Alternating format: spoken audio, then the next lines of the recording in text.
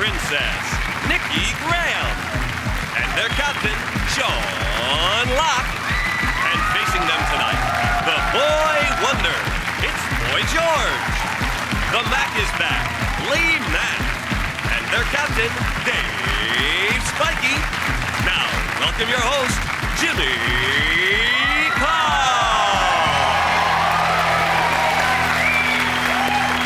Hello and welcome to 8 out of 10 Cats, a show about opinion polls, surveys and statistics. Did you know, for example, scientists say the elephant is the only mammal that can't jump? What, Stephen Hawking isn't a mammal?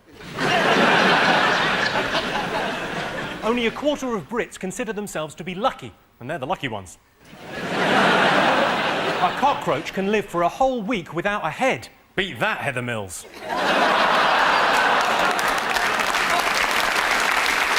Let's get started.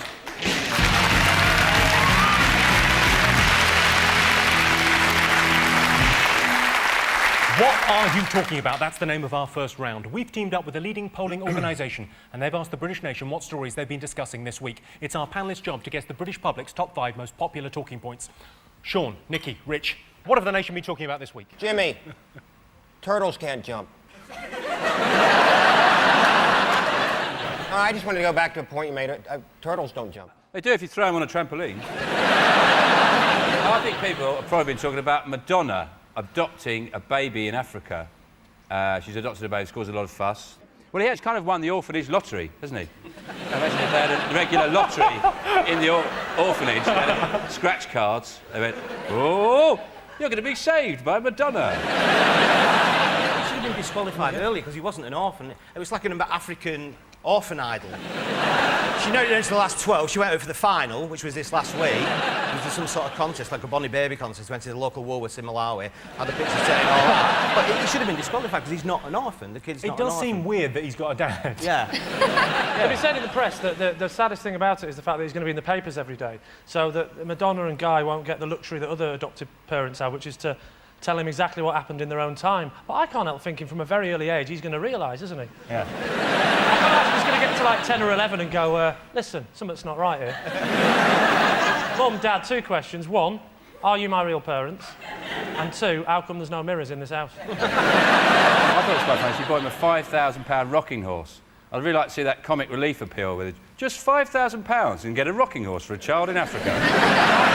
The other thing she did was she decorated his room in a jungle style. It's true, that's of questionable taste, I think. Why doesn't she just adopt, like, 60,000 orphan kids and then just total sellout wherever she goes? That is thinking, Rich. They don't know that American Pie is a fucking cover. You still angry about American Pie? I was angry about it the first time I heard it. I need her to trot it out again 20 years later. All 73 verses. And I'll tell you something else. Snakes can't jump. Madonna can't sing. Madonna can't sing? Nikki, what do you think of Madonna? She's a bit high maintenance. I like her, but to be honest, a whole week's news on her adopting the child. Oh. Who cares? Hang on, you're on Big Brother.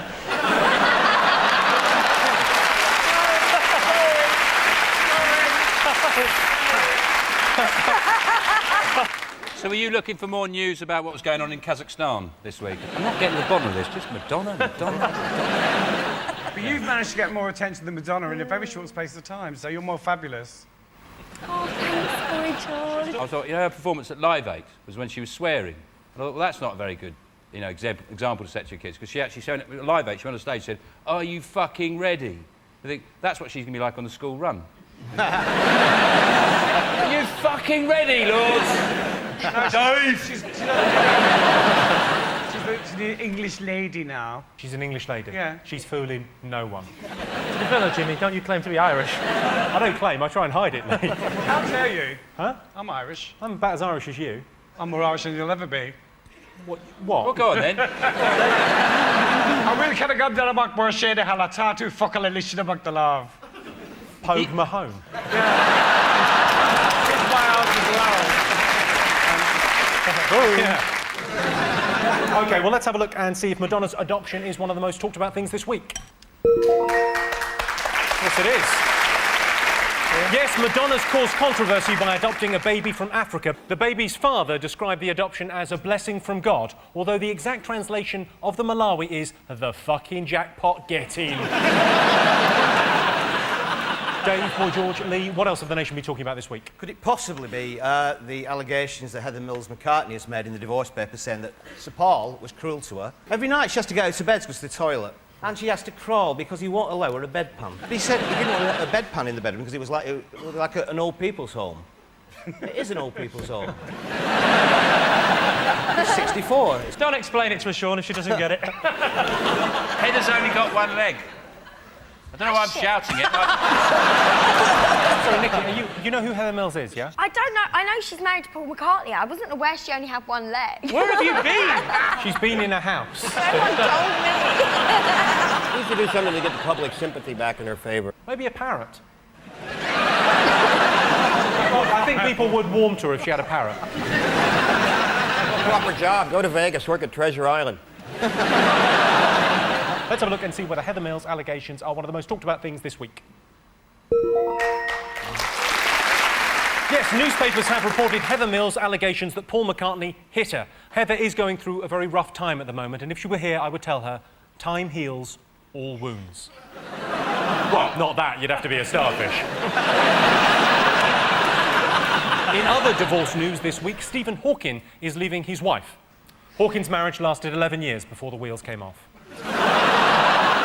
Sorry, Jimmy, can I stop you a second? Nikki, he's in a wheelchair. So you know. Thanks. Sorry, Jimmy. Do you know who Stephen Hawking is? He's sort of the cleverest man in the world, but he's kind of confined to a wheelchair. Most people that come on the show have a really good time. It's a fun thing, it's great, but you're learning so much. It's an extra This is element. like being at school for me. Right, Sean, Nikki and Rich, what else have people been talking about this week? Oh, post offices closing down. Small post offices. Do you know what a post office is? My mum's a postie, I'll have you know. One of those little yellow square pieces of paper.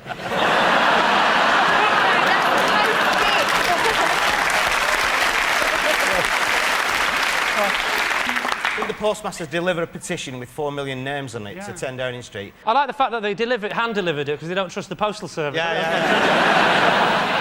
What I think they should do is what they do with libraries. They have mobile post offices, and they can be like ice cream vans. They drive around and they play some music to attract old people. Like, we'll meet again, like ding, ding, ding, ding, ding, ding, ding, ding, ding, ding, ding, ding, ding, ding. Yes, exactly, yeah, just about a minute behind. And I just really hope that when these postal workers, when they went to Downing Street, there was 1,000 of them. I really hope there was just one person serving at Downing Street, and they had to make a big long queue. And he said, like, protester number 3, please. Let's have a look and see whether post offices are up there.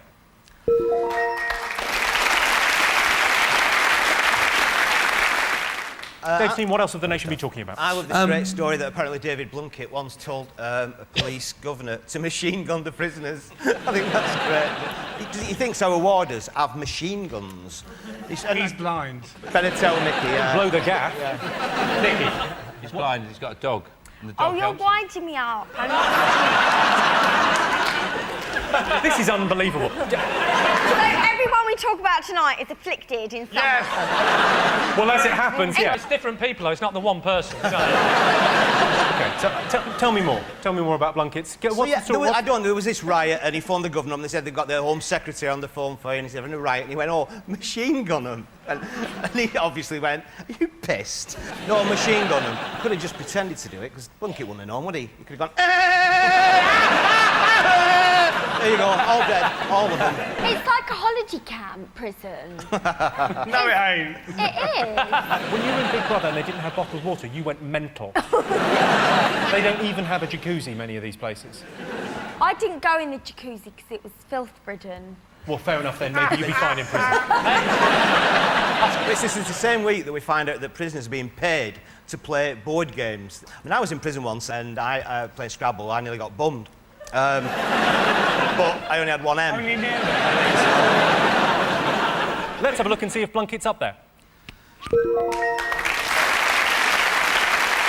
Yes, it's been revealed that David Blunkett ordered prison chiefs to machine gun rioters in 2002. Luckily, he was shouting into a stapler. One more to get. Fingers on buzzers. What else have the nation been talking about this week? Is it anything to do with this teacher who refused to remove her veil and was suspended? So why do you need to leave her alone? Why do you have to... That's enough, isn't it? But the thing was, she doesn't wear it when the kids are in the room. She only wears it when a male comes into the room. So she'll have it off, and like that bloke will come in, she'll go, whoop. And then he'll go out, she goes, whoop. In and out. She should just get like a Venetian blind.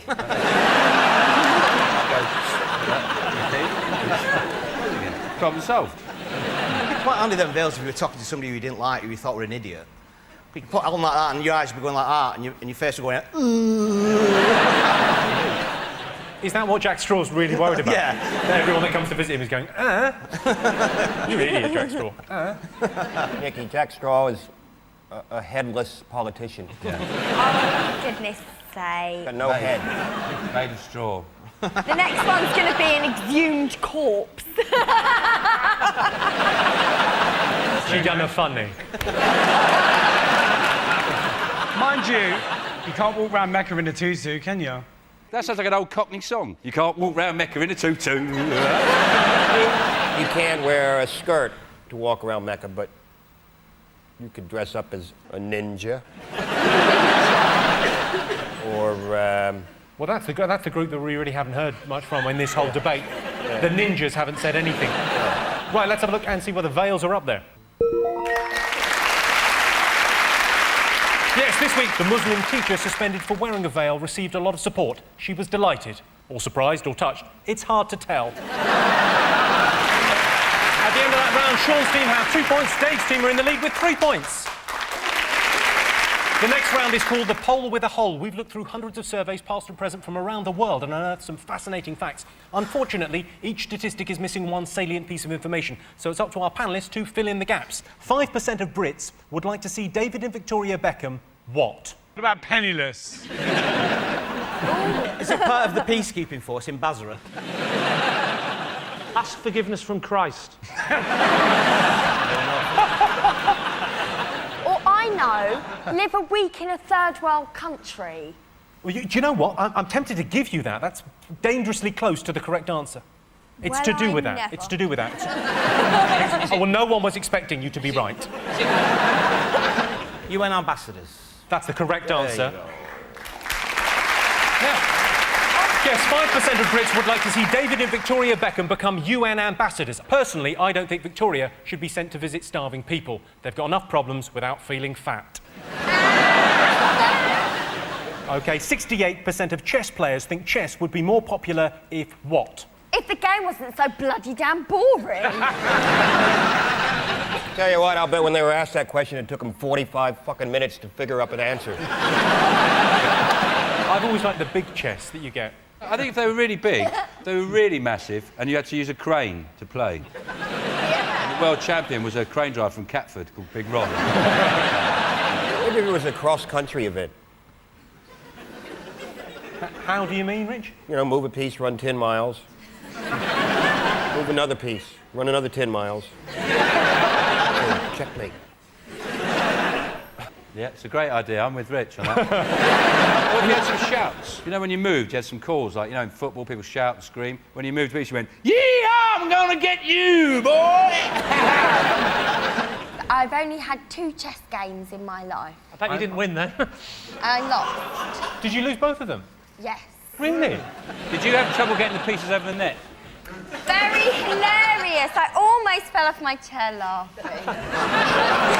Oh, Nicky Graham, everyone. Yeah. Yeah, I wouldn't want to be you right about now, Sean. That's my career over. If it was easier. That's the right answer, Sean. If it was easier. Yeah, that's what... Yes, 68% of chess players think chess would be more popular if it was easier. I think chess is easy. There's only 2 things you have to remember. Don't use the St. Petersburg Gambit against the Brandenburg Opening, and the horsey, go jumpy jump. So at the end of that round, it's 3 points for Sean, Nicky and Rich, and 4 points for Dave, Lee and George. Welcome back to 8 out of 10 Cats. The next round is Believe It or Not. In this round, I'll give the panellists a simple statement, and all they have to do is decide whether they think it's true or false. Sean, Nikki and Rich, let's have a look at a clip to illustrate your statistic. And let's meet act number 6, dancer Todd Rickson.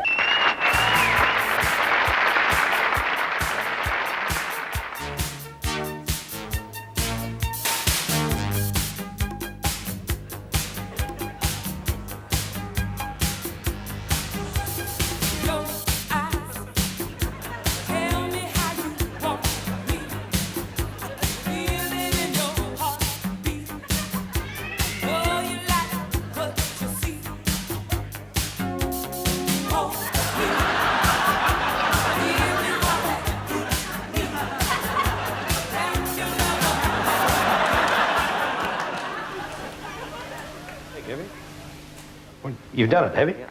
Oh, I think he's done a hamstring there, you're right. Never mind, mate. The bit after he snaps his hamstring is how I dance normally. Here was your related statistic. 16% of talent show applicants say they would be prepared to lose a finger for a shot at fame. Is that true or false? Is that an actual question that you would ask a talent show applicant? I think it's halfway through the act. People just go, I'll just chop your finger off. Do something. I'd do it. What I'd do is I'd chop it off and stick like that and put the finger at me ear like that. That's incredible. Or you could wrap it around your neck and use it to point at things. It's just round the corner, just over there. Funny outside the X Factor auditions, though, going down a bloke with a big bag going, fingers, fingers, come on, you, just bending that. Fingers, come on. You know, it's illegal to chop your finger off, because it means you're not fit for military service. Is that true? Yeah. How did you come across that nugget of information? People tell me things and they stay in. Did you hear that, Nikki? Yeah. I wasn't listening.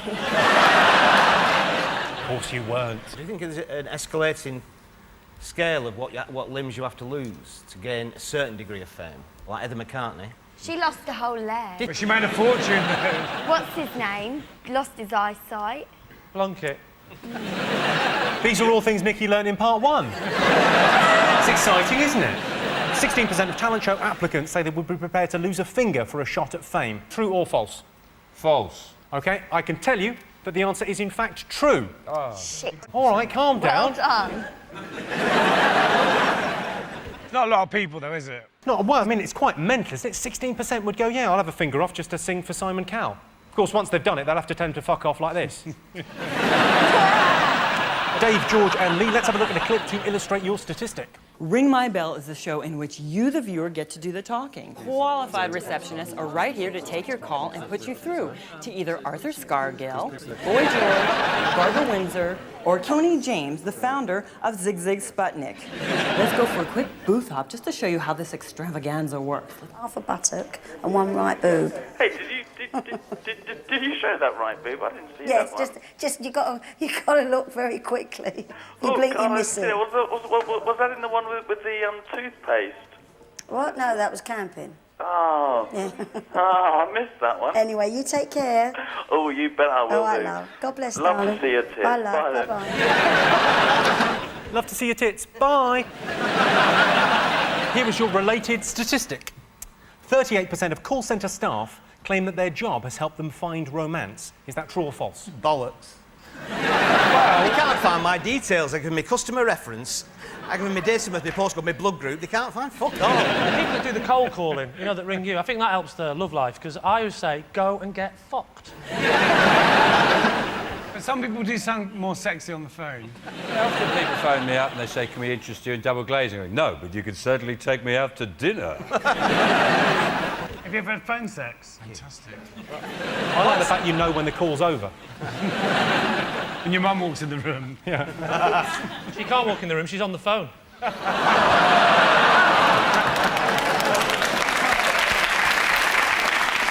You know, in America, all the sex lines start with 900.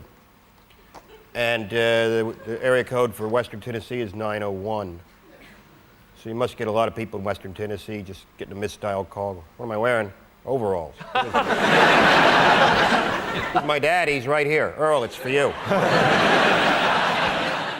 All right. 38% of call centre staff claim that their job has helped them find romance. Is that true or false? But I think yes. We think yes. We think it's probably true. OK. I can tell you that the answer is true. Yes, 38% of call centre staff claim that their job has helped them find romance. Call centres are weird things. Yeah, I need to go from Coventry to Ipswich on Saturday. I better call someone in Bangladesh. They'll know. So at the end of that round, it's 3 points for Sean's team and 5 points for Dave's team. And the winner is the name of our final round. I'm going to be giving the teams a series of opinion polls and surveys. It's up to them to buzz in and tell me who or what they think came top. Here is your first one. Top thing that annoys women. Is it when you get really drunk and piss in the wardrobe in the middle of the night? When you wipe your knob on the curtains. Nikki, what annoys you? To be honest, I'm not a good person to ask because everything. What annoys my wife, and women I think in general, is they say what pair of shoes out of the 27 pairs they've got goes with this skirt. As if you're a fucking expert on shoes. Yeah, the problem is, Dave, is your wife's shoes all stink of piss.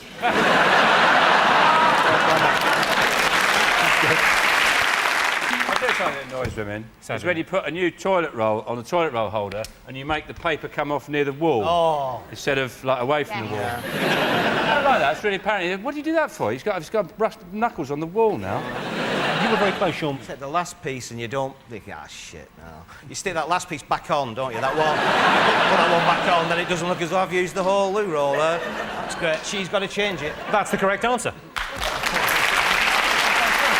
Yes, the top thing that annoys women is finishing the last loo roll. Here's one for you. Top reason to celebrate.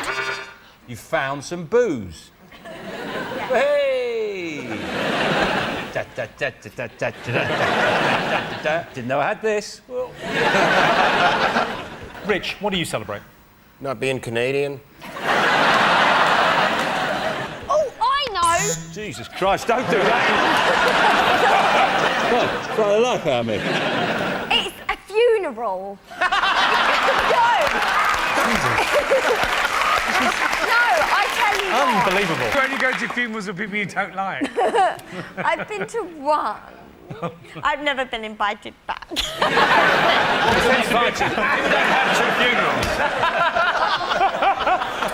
Oh, I've been to one funeral. I didn't get invited back.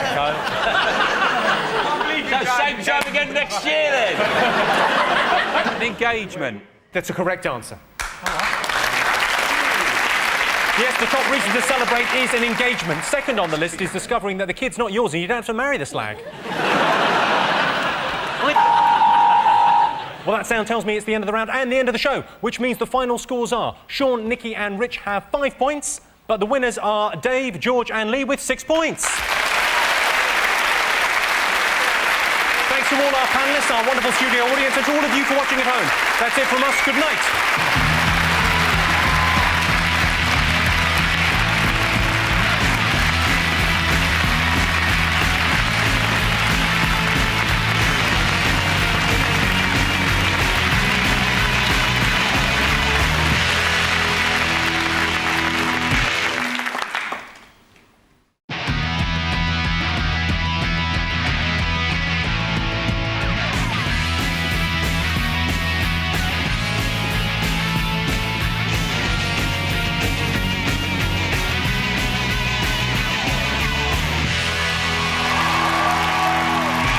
Tonight on 8 out of 10 Cats. Great Scott, it's Scott Capurro.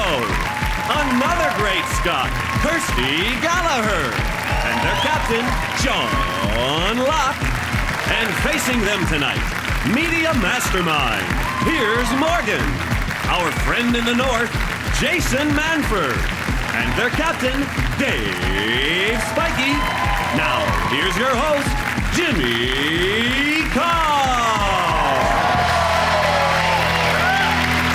Hello and welcome to 8 out of 10 Cats, a show about opinion polls, surveys and statistics. Did you know, for example, a giraffe can clean its own ears with its 21-inch long tongue, although Mrs. Giraffe has got other plans for this evening. 3% of Brits never leave a tip, and they're known as the weirdos that live at the tip.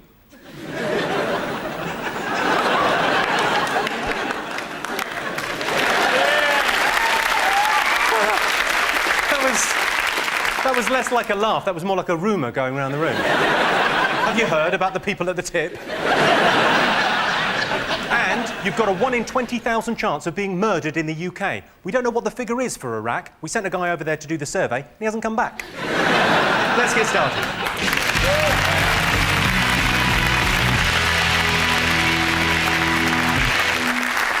What are you talking about? That's the name of our first round. We've teamed up with a leading polling organisation, and they've asked the British nation what stories they've been discussing this week. It's our panellists' job to guess the British public's top 5 most popular talking points. Dave, Piers, Jason, what have the nation been talking about this week? Is it more revelations in the McCartney divorce proceedings? All that business rumbles on, doesn't it? I tell you what, I wouldn't want to be the fella that introduced them. All right. I introduced Heather Mills to Paul McCartney. Why? Exactly. That's exactly what he's asking. Don't you think she's awful, Heather Mills? Now, I actually quite stick up for her, but it's awful, isn't it? Yeah. But he's Paul McCartney. You know, he wrote yesterday. She's Heather Mills. And today, and he'll probably write tomorrow. He's a relentless worker. I think the obvious thing, though, is that mostly when you meet a very beautiful woman, you assume there's a catch. There must be a catch. It can't be this good. And he thought the catch was the leg. Oh, it wasn't. But she's incredibly unpopular for someone with one leg. It's like Blunkett, isn't it? He's blind. You think people like him? Everyone thinks he's a prick. I mean, you don't like her, do you? I used to stand up for it. People would say, why? And now you think, why? Well, because she couldn't stand up herself, right? But when you think about it, she hasn't really done anything. What people forget... We're all greedy. She's greedy. She had to hump that old man. He smells like dust. Right? This would never have happened to the Stones. None of the Stones would have ever married a one-legged nutter. The one thing he said was, she threw a bottle of ketchup at him. Right. And he's still not got it out of his hair, has he? But the thing is that, I like the way even celebrities can't have an argument without doing some product placement. You know, it's like, oh, he threw some Heinz ketchup at me, and then he put some Marmite bottles in a sock and hit me over the head, and tried to choke me with Jaffa cakes and sprayed Jif in my eyes. I mean, someone said the other day, who gets the leg? Because... No, more importantly, who gets a disabled parking voucher? Well... That's worth 10 million. Draw a poll in here. Who's with Heather? Right, OK. Well, let's have a look and see whether Paul McCartney is up there. Yes, the McCartney divorce is getting increasingly bitter. Heather Mills has denied she's a fantasist in a statement released by her lawyer, Rumpole of the Bailey. Right, Sean, Kirsty and Scott, what else have the nation been talking about this week? I think they've been talking about John Reid's come out tough again. He's tough on immigration. He's going to restrict the amount of Romanians and Bulgarians that can come here to work. Basically, loads of Polish people came over here 2 or 3 years ago and are doing all the jobs like cleaning and building. They're giving British labourers a bad name, aren't they? Because they're efficient, on time, cheap, polite. It's a disgrace. They should all be sent home. It's disgusting. They can have a £1,000 fine, aren't they, for any Bulgarians caught working? Well, all they have to do is put on a posh accent, don't they? They learn to speak very posh English. They say, are you Bulgarian? Of course I'm not. Don't be so ridiculous, man. How do you think I got this job? Yeah. I don't know about you. I only employ Eastern Europeans, if I can possibly do so, because they just do the job and work hard. Do you run a brothel? Yeah. I agree. Shall we have a look and see if this is one of the most talked about things of the week? Hey! Yes, indeed it is. Right, Dave's team, what else have the nation been talking about this week? I think it's probably the news that the Allied forces are considering a timetable for withdrawal of troops from Iraq. Because we sorted it, isn't it? It's all right now. We went in as liberators, they assured us. Liberate the Iraqi people, kill hundreds of thousands of them, cause complete mayhem in their country. It's almost as if this war has done you some sort of personal ill. It's not the cricket. I got fired over it, all right? I'm pretty bitter about it. I think we should leave because the whole story has gotten so depressing. It's going to be a bit... We're going to just get in there and whoosh and raise the roof and bring in some hip-hop and leave. But it's gotten so messy, you know.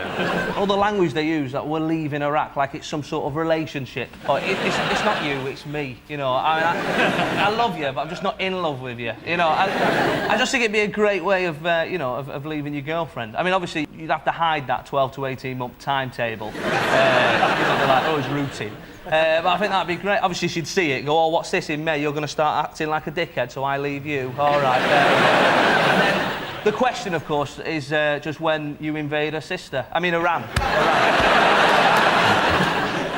But I think we saw in George W. Bush's eyes when he sort of spoke over the last couple of days. I don't think he knows what's going on. I don't think he's got the attention span for a war this long. No, I think you're right. Right, let's have a look and see if Iraq is one of the most talked about things this week. Yes, it is. Yes, this is the story that British and American forces are under increasing pressure to leave Iraq. Blair denied he was clutching at straws as he launched Operation Straw Clutch. Sean's team, what else have people been talking about this week in the news? Is it the news the NHS are going to refuse to treat smokers unless they give up smoking, which is obviously the thin end of the wedge situation. You know, if you've got gunshot wounds, they'll ask you to leave the mafia. Or, like, if you're a Top Gear presenter and you can't control a jet car, they'll say, no more petrol for you, you idiot. Poor bloke. Am I the only one who wishes it was Jeremy Clarkson? Just because he hit you once, don't cry. He hit me 3 times and it didn't hurt, all right? Did he hit you 3 times? Because it was what was that at? That's the scar there. Is that you've got a scar? Yeah, and we kept running stories on the Mirror about him cavorting with women who weren't Mrs. Clarkson. And eventually he cornered me at the British Press Awards and smacked me 3 times in the head. And after the third one, I went, is that... That got a smattering of applause. Well done. Well done, Jeremy. Quite ironic, really, because I didn't hit him back because I thought I'd be sacked. And then 3 weeks later, I was sacked anyway. I like this idea that they're going to refuse smokers' operations. And a few weeks back, it was fat people. Anybody who's obese or fat. Oh, don't take it personally, mate. All right, no, that's all right. There's a reason you get punched. Jotting that down, my friend. So, Piers, do you think the NHS should treat people that smoke? No. People that smoke should just be shot. Why not? Hang on. That's a vote for a police state. Yeah. But it would make smoking a lot more exciting. Exactly.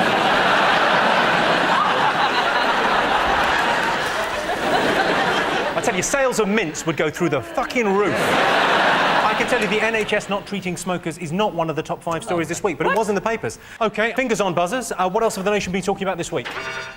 Is it Wayne Rooney and his new £100,000 mega deal with Manchester United? They love the way that every time Wayne Rooney gets a new deal, we see a picture within 24 hours of Colleen grinning her head off with 27 bags of shopping. I've got to say, she's earned it.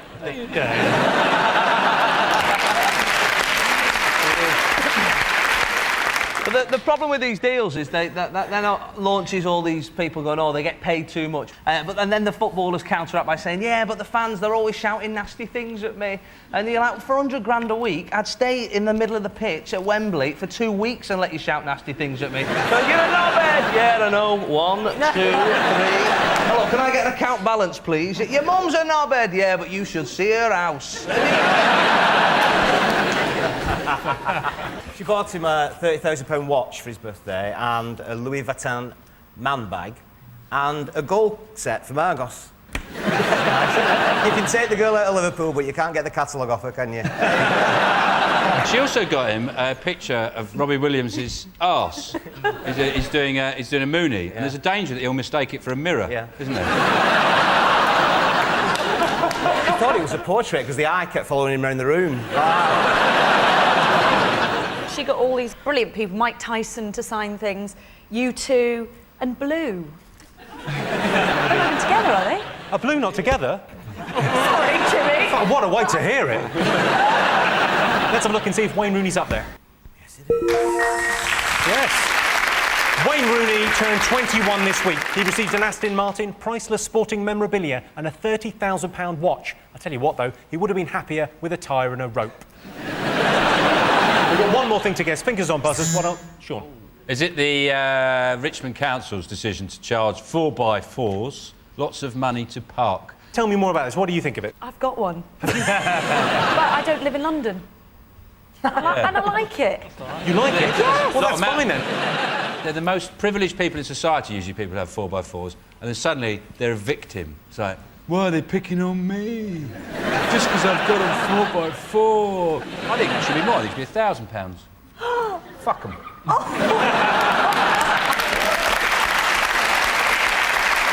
That seems fair enough.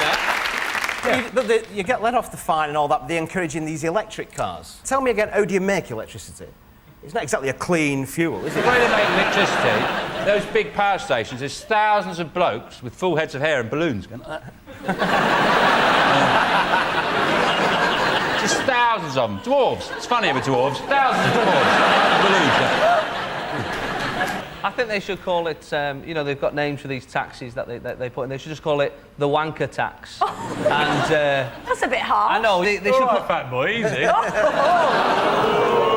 That's 2-0, dickhead. I'm defending the pregnant lady. I started it. No, I like the fat guy. Go on. Oh, thanks, mate. This is like a pub car park. Leave it, it's not worth it. Dude! Let's have a look and see if the new 4x4 tax is one of the most talked about things. Yes, it is. OK, well, I can tell you at the end of that round, Sean's team have 2 points, Dave's team have 3 points. The next round is called the poll with a hole. Here's your first question. 17% of church leaders think if Jesus came back to Earth now, he would what? Be very old? He definitely points out that the Da Vinci Code is a load of bollocks. I didn't marry Mary Magdalene. Moved to France. I hate France. I think he'd be a bit too soapboxy. A little know-it-all-y. Don't you think? No. Clue what you're on about, Scott. Do you think if he came back, he would be sectioned on the first day? Hello, I'm Jesus Christ. Right, come with us. Have a nice cup of tea and a sit down. Who's to say I haven't come back? Yes, I am. That is an exclusive. Of course, claiming to be Jesus is quite insulting to the Christians, but it doesn't really matter. They don't take it that seriously. They're probably out there now thinking, if I get hold of that Sean Locke, I'm going to bloody well forgive him. Yeah. I'll give you a clue on this one. It's about his choice of vehicle. He'd have his own jet. He'd have hover boots. Classic hippie-ish. Is it a VW van? Yeah. Exactly the right answer.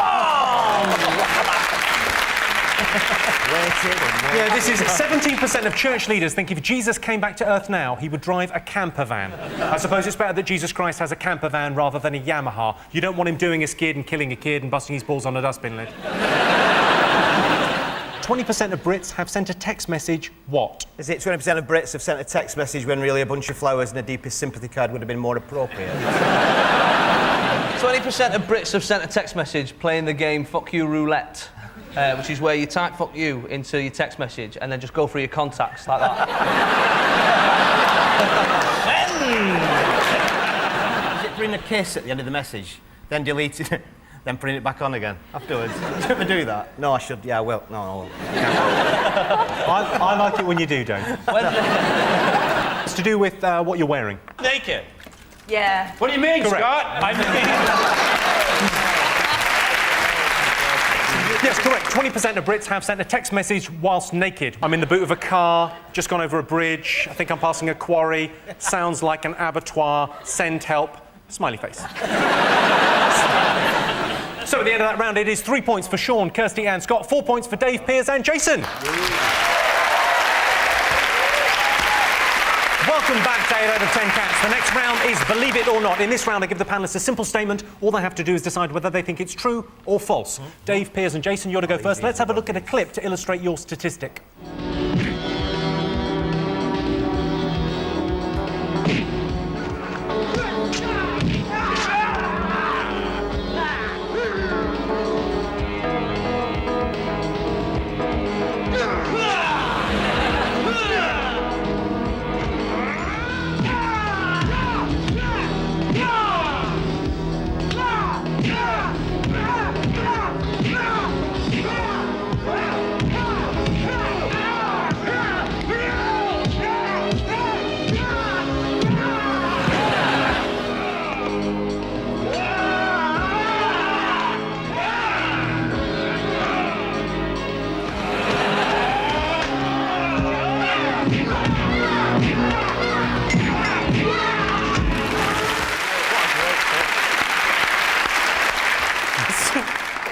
I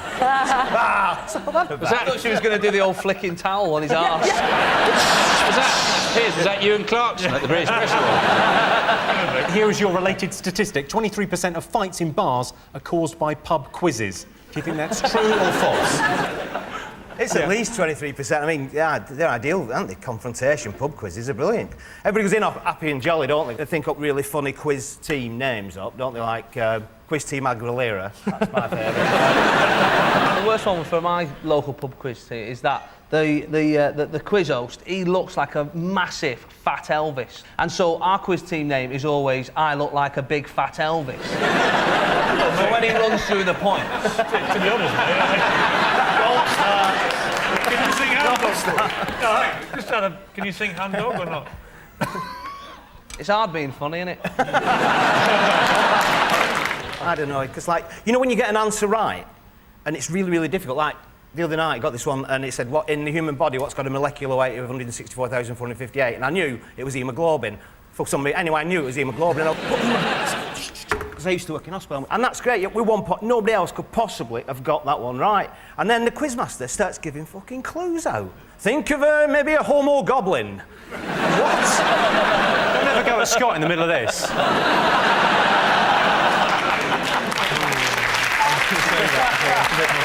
What sort of pub asks you the atomic weight of haemoglobin? Are you doing pub quizzes at NASA? Okay, Dave, true or false? What do you think? We're going to say true. Well, I can tell you that the answer is in fact false. Only 3% of fights in bars are caused by pub quizzes. OK.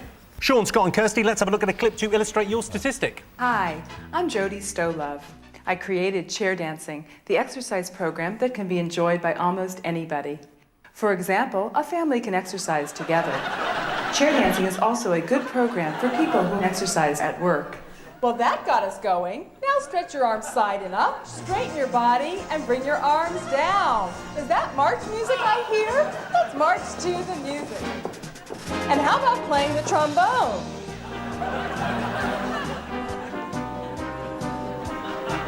Grab your orchestra batons because we're going to conduct the orchestra. You know the words. Sing along. Hail, hail, the gang's all here. What the heck do we care now? And let's all say,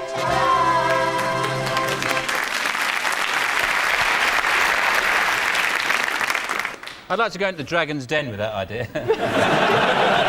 The thing about her chair exercise routine is it would be much more effective if you stood up. You can go... You don't have to be sitting down to do that. It seems like an ironic thing, because that is the sound I would make if I saw a fat woman waddling along. Now, Kirsty, you had an exercise video out, didn't you? Oh, God. Yes, I did. What were you wearing in the exercise video? Were you wearing a unitard? Well, no, I wasn't. I was wearing like shorts. unitards. Short. Oh, sorry. No, Because it was I think shorts and unitards t-shirt. sound like people that are a bit special but have a horn. That's why I like them. Right, here is your related statistic. On average, Brits spend 41 years of their lives sitting down. Is that true or false? It's not all in one sitting, that would be... Well, I imagine it's more. But you do everything. You go to school, you're sitting down. You watch telly, you're sitting down. You drive a tank, it's not everybody, but you're sitting down. These artists, they probably do hardly any sitting down. They're always swinging through the air or fighting off a clown. Get off, you dirty little pervert. Get off. Stop nibbling at my fishnets. Very tiny clothes. No, it's on a trapeze. Of course she's doing that. It's on a trapeze. That's when she's swinging past. Woo! And these are all facts. I mean, how much time do you spend, like, peeling the sticky tape off your shoe? A long time. 8 years, maybe. You add it all up. How much time do you spend with your hands on your hips? A lot of time. When you're a kid, you spend your whole time sitting down, don't you? A kid runs around all day long, I thought. Yeah, but just to the swings. And watch TV. On average, Brits spend 41 years of their lives sitting down. Is that true or false? Absolute tommy rot! I've never heard such a load of old balderdash in all my days. I think it's true. I can tell you that the answer is true. Yay. Yes, well done. So at the end of that round, I can tell you it's 4 points for Sean's team and 4 points for Dave's team. It's all to play for. And the winner is the name of our final round. I'm going to give the teams a series of opinion polls. It's up to them to buzz in and tell me who or what they think came top. Here is your first one. The biggest worry for farmers. Is it suicide badgers? Sorry, suicide badgers? Yeah, suicide badgers. That sounds like a bad band. Is it falling asleep every time you've got to check how many sheep you've got? Farmers, it's quite stressful because they really know what happens when you leave a gate open. It's carnage within seconds. It's like ground zero. Is it like being asleep at night and the scarecrow tapping on your window? Like, me and you outside now. I'm just gonna put my killing head on. Is it money? I'm going to give you that, Scott. Brilliant. Yes, the biggest worry for farmers is low commodity prices, or money in other words. The other big problem is that society can't accept that the love between a man and a horse is just as valid as the love between a man and a sheep. OK, celebrity most in need of a makeover. Cherie Blair. Oh, yeah. Oh, bless She's her. turning into a weeble as well, have you noticed? From the back, she looks like a weeble. She looks like she's got a beanbag down the back of her pants. I think probably the most honourable thing I would do is I bought some pictures of Cherie Blair topless off the market and didn't publish them. There are just some things you can't... What, you just kept them for yourself, you dirty soul? How about Heather Mills? She's adopted Posh's pout, I think. That scowl. Can you do the scowl. pout? Little scowl. Celebrity most in need of a makeover. Well, they did one on Anne Widdecombe, didn't they? That was fantastic, obviously. But it's pointless, isn't it? It's like sprinkling glitter on dog shit, isn't it?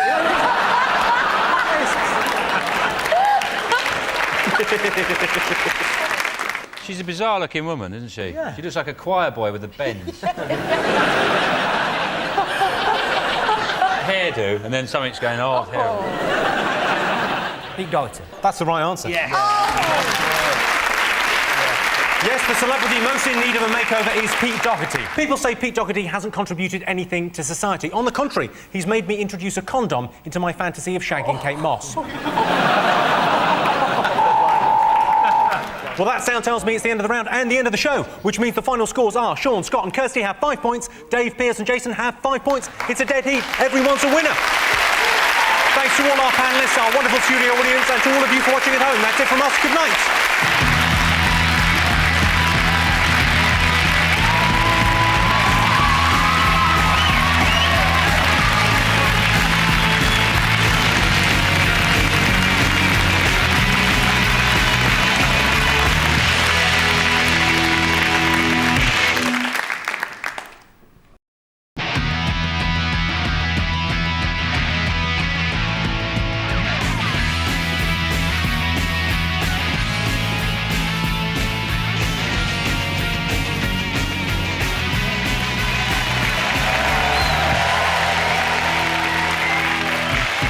Tonight on 8 out of 10 Cats, Star Stories star Reese Thomas, the X-Man Louis Walsh, and their captain John Locke.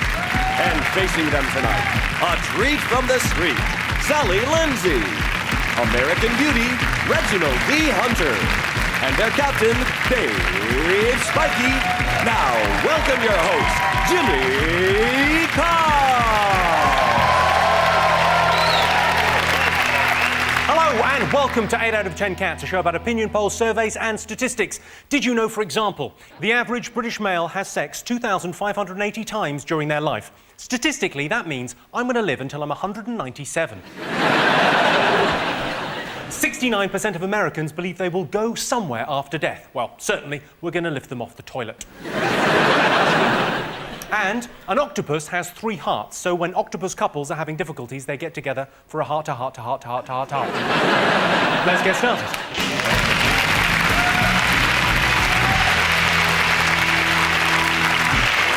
What are you talking about? That's the name of our first round. We've teamed up with a leading polling organisation, and they've asked the British nation what stories they've been discussing this week. It's our panellists' job to guess the British public's top 5 most popular talking points. Dave, Sally, Reg, what have the nation been talking about this week? Saddam Hussein got found guilty this week. They said, you must stand up for the verdict, and he wouldn't stand up. And so they got these 2 court officers to help him up, and he was picking one up, and he turned to him, and he said, "Get off me, don't make me bend, you ugly man." And I thought, nah, he's showing his true colours now. I liked him up to that, but that's just bloody rude, that. He said he didn't want to be hung, he wanted to be shot, like a soldier, didn't he? I think it's time we compromised. Do both. String him up by his feet, get him swinging like that. 3 shots a pound, come on. Maybe that's why he looked so disappointed, because he wanted to be shot. Yeah. Oh, don't be hard. It's a bit like at Christmas if you want a bike and you get a jigsaw. You know they're going to kill him for bad things he did to lots of people. I had an idea that they should kill him the way... You know when they pulled down his statue and they dragged it slightly with cars and tanks and... You know what, you've seen the news. I think they should do the same with him and kill him in that way. You'll get lots of children, you know, to recreate that dragging down of the statue, and then put a bit of rope round him with tiny little cars, What are you looking at me like that for? This is like watching the news, isn't it? And then you just drag him out of the room and he'll kind of fall in half at one point, and then everyone can just jump on his head. The thing I thought about him was that... Hold on a sec, you can't just move straight off. What you're saying is they should push him over. They should slowly... I sentence you to death by pushing over. In America, they don't have executions. This is totally Christian-driven, too, because in America, they don't have executions on Sundays or Mondays, because on Sundays, God don't want to see no new people on his day off.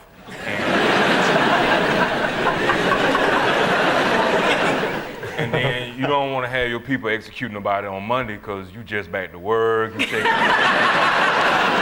should be ready to murder somebody by Wednesday, really. He must have done some good for someone. Is it Mr. Hussein? He must have done some good for someone. Yeah, there must be some good things in Iraq. He was very good to his mum. Yeah. Did he kill her? Did he kill her? Yeah. Yeah, why not? He's not going to sue us. Yeah, Saddam Hussein killed his mum. Come get me. Good, well, shall we have a look and see if Saddam is one of the most talked about things this week? Of course he is. The most talked about thing this week. Saddam has been sentenced to death by hanging. He thought he found a loophole. No, Saddam, that's a noose. Sean, Louis and Reese, what have the nation been talking about this week? 4-year-old girl's depressed, a bit down. And she took her to the doctor and he said, yes, she's depressed. Instead of, what he should have done, actually, when he went to her, he should have listened to all her symptoms. He should have gone, hold on a sec. Boom! Everything's been fine. Apparently, the reason this girl is depressed is because she didn't get into the right primary school. Yeah, but the reason she didn't get in is because her parents didn't put the application in time. So the reason she's depressed is that her parents are a couple of pricks. Basically, that's what it comes down to. She tried to slit her wrist with stickle bricks. That's a nice image, yeah. She put her head in the oven, but it's one of those little plastic ones, it's fine. When I was 4, I used to get randy. I used to rub myself against a chair leg. Honestly, and my mum would go, stop that, it's naughty. And my dad said, don't tell him, don't stop, he's Welsh. He said, don't tell him to stop, because he might go funny in the head. And I think I did it till I was about 14. I would get on a chair leg and rub like that. On the chair leg and... I wonder how they spotted it. I mean, I don't know how they actually identified her depression. She's not listening to, Leonard Cohen in a room. Just sort of sit up there smoking. I mean, there's... I think she's up in her room listening to the Tweenies' very difficult second album. Yeah. Let's have a look and see whether this 4-year-old depressed girl is one of the most talked about things of the week. Oh, it is. That's not good. This is the story of the 4-year-old girl who's depressed about not getting into the right primary school. It's not uncommon for small children to get depressed. I know a baby who cries all day and can't get out of bed. Doctors knew something was seriously wrong when she stopped laughing at the Chuckle Brothers. To me, to you, to me, to you. What's the point? Keep it. Dave's team, what else have the nation been talking about this week? I guess the American midterm elections. People's excited, too, that Rumsfeld resigned, and just, so what? Bush is not real. But the people who back Bush, those are the dangerous people. You don't never see them. Getting upset with Bush is like some kid coming up to me with a puppet and going, out of my way, darky, and I going, you damn puppet, I hate you.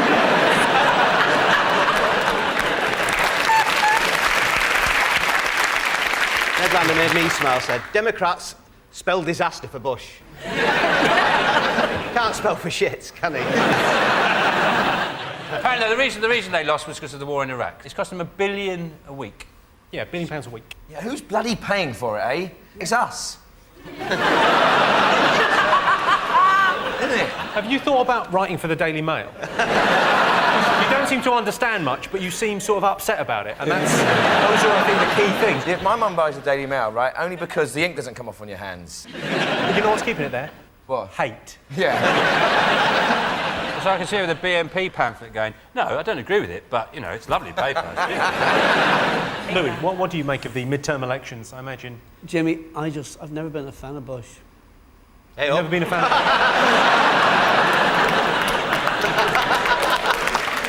God bless you for your honesty. Schwarzenegger got back in again as well, didn't he? Which is always Yeah. astonishing. Did you hear what he said when he got back in? I love sequels. Oh, if he loves sequels, why doesn't he go and make Kindergarten Cop 2? I always felt that never resolved And you properly, always- that film at the end. What a great film. I used to like, you know, Schwarzenegger movies back in the 80s. And something bothered me about those movies were like, he would be playing these American roles and no one would notice he sounded different. And as racist as America is, he would have been like, pff, pff, Billy, let's get out of here.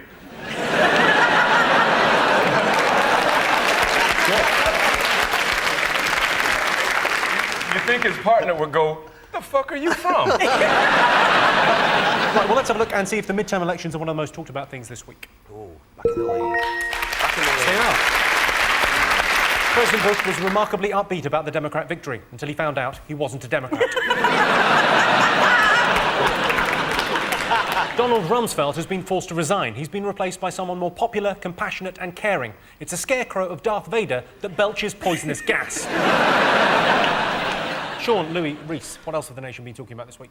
Is it Genesis coming back? Oh, the nation's thrilled. I know that you've been talking... You're a massive Genesis fan, aren't you? Yeah. Anyone who laughs, frankly, hasn't listened to enough of their music. Anyone that still has the ability to laugh hasn't listened to enough of their music. They're not really coming back, Jimmy, though, because Peter Gabriel's not in the band. He was the talented one. It's not one of the most talked about things of the week. Maybe it will be now. Now everyone knows. Yeah. I think we should start talking about it from this point onwards. Yeah, OK. There's people with a sandwich in their mouth go, what? Get that? It's true, Genesis are reforming. Famously, Phil Collins once performed on Top of the Pops with a tin of paint because his wife had run off with a decorator. The decorator didn't mind because he was fucking Phil Collins' wife and had plenty of paint. Fingers on buzzers, what else have the nation been talking about this week? Britney's divorce. She divorced her husband.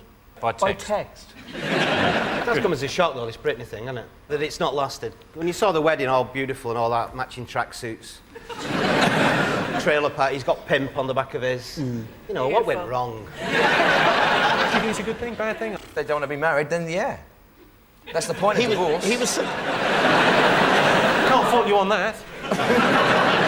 They were both unhappy. It said That's the first good point you've made. Yeah. Sally, do you think she was mad to marry him in the first place? I really don't care.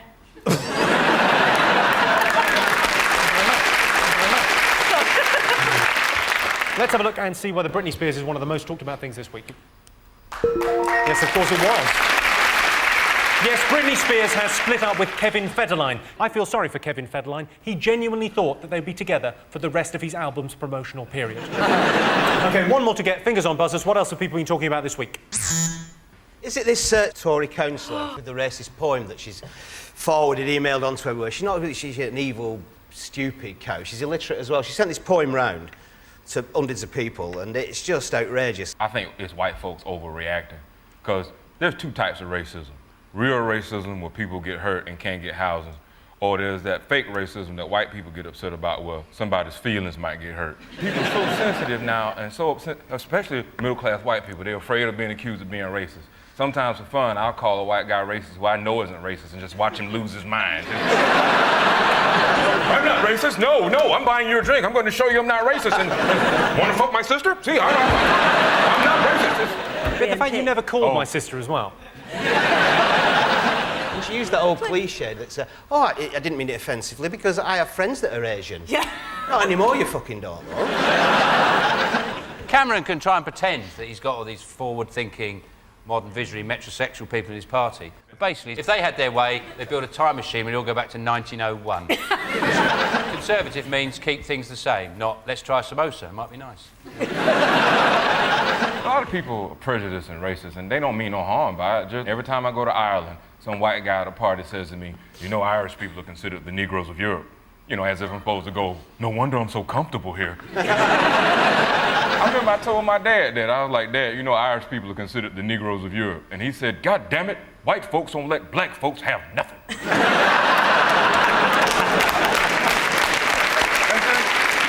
A lot of poetry is racist. You know, Wordsworth, I wandered lonely as a cloud. I bet he meant a white one. You couldn't say I wandered as a black cloud, because as a... Oh, yeah. Yeah, you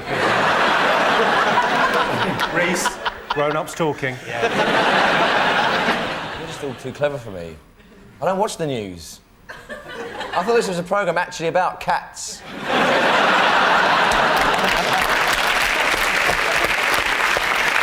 Well, let's see if the Conservative Party's race controversy is one of the most talked about things this week.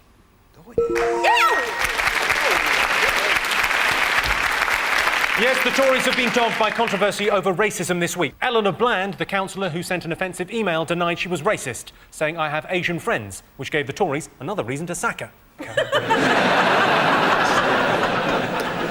Well, at the end of that round, I can tell you it's 2 points for Sean's team and 3 points to Dave's team.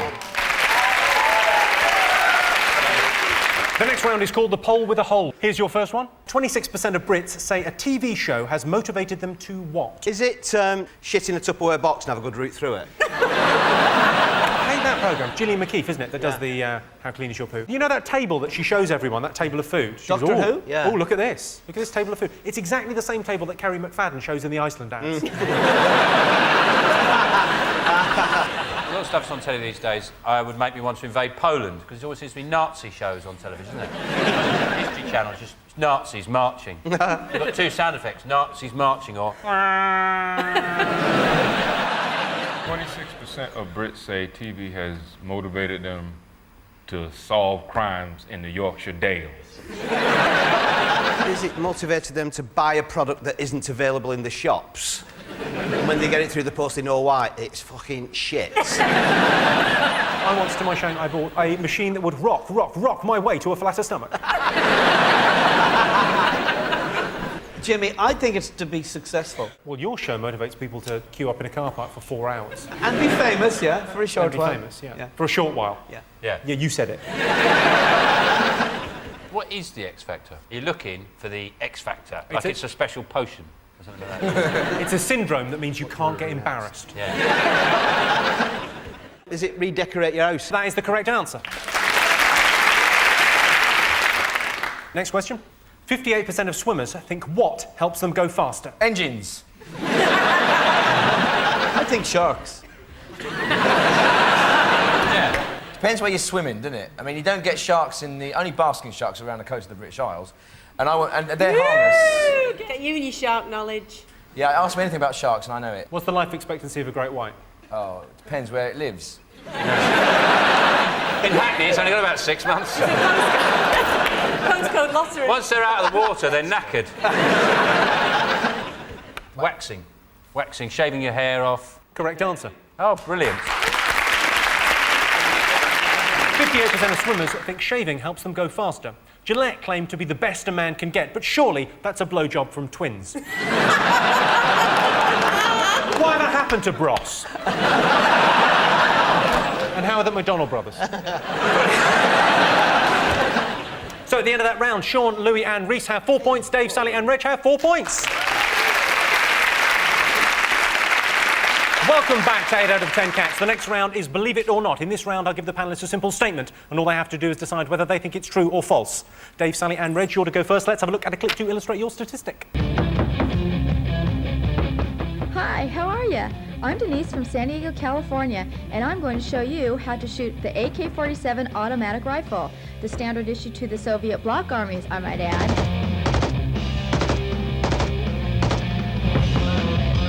There's something about having a gun in your hands and being able to control it. I don't know what it is, but all the girls talked about it.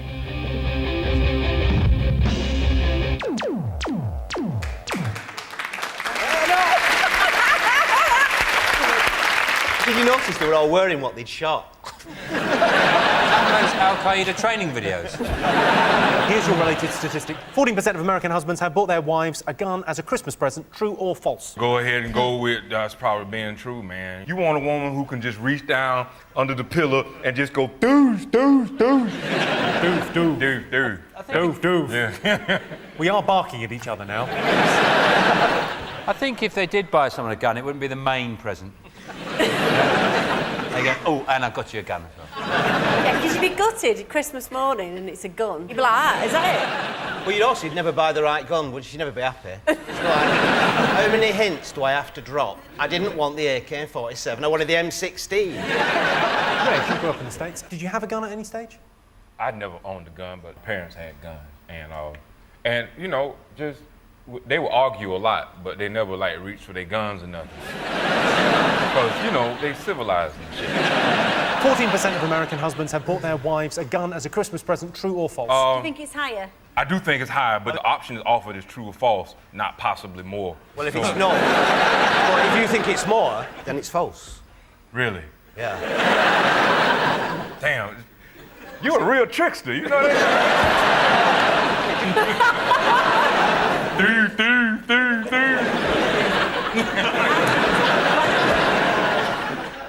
True. False. I can tell you the answer is false. Only 5% of American husbands have bought their wives a gun at Christmas. OK. Sean, Louis and Reese, let's have a look at a clip to illustrate your statistic. Once every 2 weeks at Wrexham in North Wales, Barry Manilow fans get together for a Barry night. Boyfriends and husbands are excluded, so the Manny lovers can devote all their time and attention to an uninterrupted weekend of Manny lust. I think I'm more of a fan in the way that I have used Barry's influence to help me in my professional life. Much of the philosophy in his songs, his lyrics, I have, well, quite come to live by. These started off the company that I run today and am very successful in. And the eyeliner is very interesting because I think I may be one of the first people who have ever painted onto felt. What I want to know, how do they get in your bedroom? Here's your related statistic. 43% of Brits say the 80s was the best decade ever. Is that true or false? Which 80s? The 1680s or the 1580s? I think they're talking about the 1980s. I think the voice of wisdom has spoken. I think the music was better in the 80s, Jimmy. The music was better? Whose fault's that? It was the Falklands, Tiananmen Square, on the downside, but then again, SodaStream. They didn't have that terrible show, I Love the 80s. That didn't come out. The weather was better then. They had proper winters. It hasn't snowed since then on Christmas Day. As in Manchester. Has it? Yeah. Doesn't count. Pot noodles weren't as advanced. It was only chow mein and chicken and mushroom then, wasn't it? But now we've got everything. Oh, yes, cuisine has moved on. OK, so 43% of Brits say the 80s was the best decade ever. True or false? Wasn't that British TV show Minder on in the 80s? Oh, yeah. Yes, it was, yeah. Yeah, the 80s was the best. I mean, yeah, they should bring Minder back. It'd be quite good to bring it back. But actually, with George Cole and Dennis Waterman. So Dennis Waterman's basically wiping his arse and giving him bed baths now. Literally, he's Minder. He's winching him out of the bath, drying him down, feeding him, letting him go like that in the bowl. There you go. OK, so what are you going for, true or false? I think true. Yeah. 43% of Brits say the 80s was the best decade ever. I can tell you the answer is so true. Funny how it seems, always in time, but never in line for dreams. Head over heels, went toe to toe. This is the sound of my soul. This is the sound. Can I go to boot camp, please? No, you're brutal. So at the end of that round, I can tell you it's 5 points to Sean's team and 5 points for Dave's team. Oh, yes, it's all to play for. And the winner is the name of our final round. I'm going to give the teams a series of opinion polls, and it's up to them to buzz in and tell me who or what they think came top. Here is your first one. Biggest restaurant faux pas. Tell you what they don't like in places like the Ivy, when they come and you've got that big silver dome on your food, when they take it off, if you go, da-da! But the Ivy is not that posh. Where's posh, then? We've much posher restaurants in Dublin. Name one. Abracababra, that's it. Is it coming back from the loo with your skirt in your knickers? Oh, I've done that. Is it doing a runner from a restaurant late at night? Yeah. Getting into the taxi rank going... Where's your jacket? Oh. One of those big foam hands, just so you get more service. Over here. Oh, I had an idea of doing thing. You know when they say, here, try a bit of the wine, and you just stay there, and they have to wait till you've tried it, just stay there for hours. Don't drink it. See, when he says drink it. You're brilliant. You're making me think I might have children. What? Yeah, Really? you're just an adorable little creature that gets things wrong, but it doesn't really matter. It's lovely. Like murder. Is he clicking your fingers? Correct answer. Well done, Louis Walsh. Well done. Yes, the biggest restaurant faux pas is clicking your fingers for the waiter. Number 2 on the list was quibbling over the bill. Oh, no, he's quibbled all over the bill. OK, next question. Best way to become famous? Is it sleeping with Simon Cowell? Is that how you did it? No, that's something.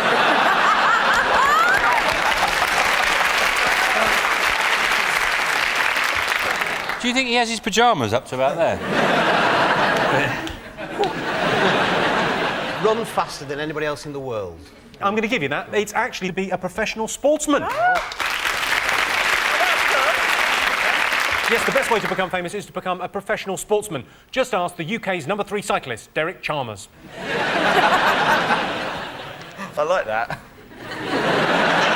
Because he's not famous.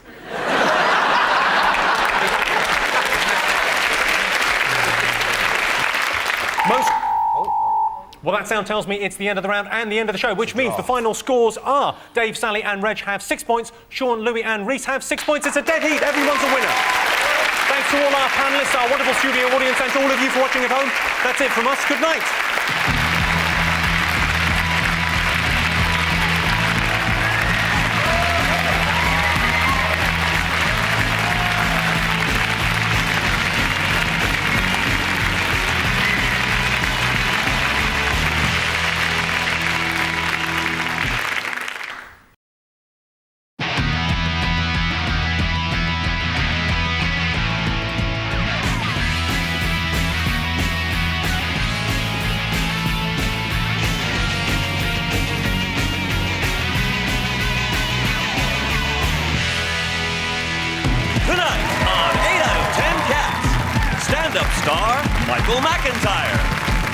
Sweden with love, it's Ulrika Johnson.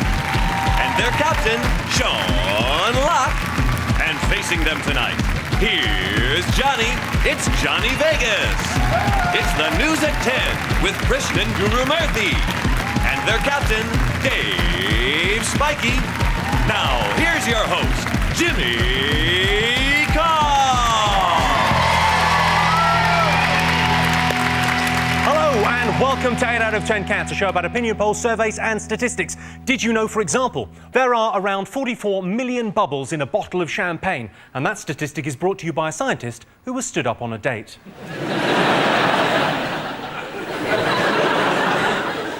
In 2005, it was made illegal to keep goldfish in goldfish bowls in Italy. So, that's goldfish sorted. Now, organised crime. And the average woman will tell 28,000 lies in her lifetime. I don't know what my girlfriend would make of that. She's out with an old school friend tonight.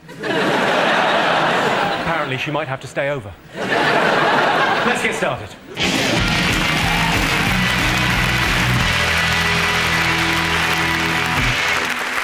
What are you talking about? That's the name of our first round. We've teamed up with a leading polling organisation and they've asked the British nation what stories they've been discussing this week. It's our panellists' job to guess the British public's top 5 most popular talking points.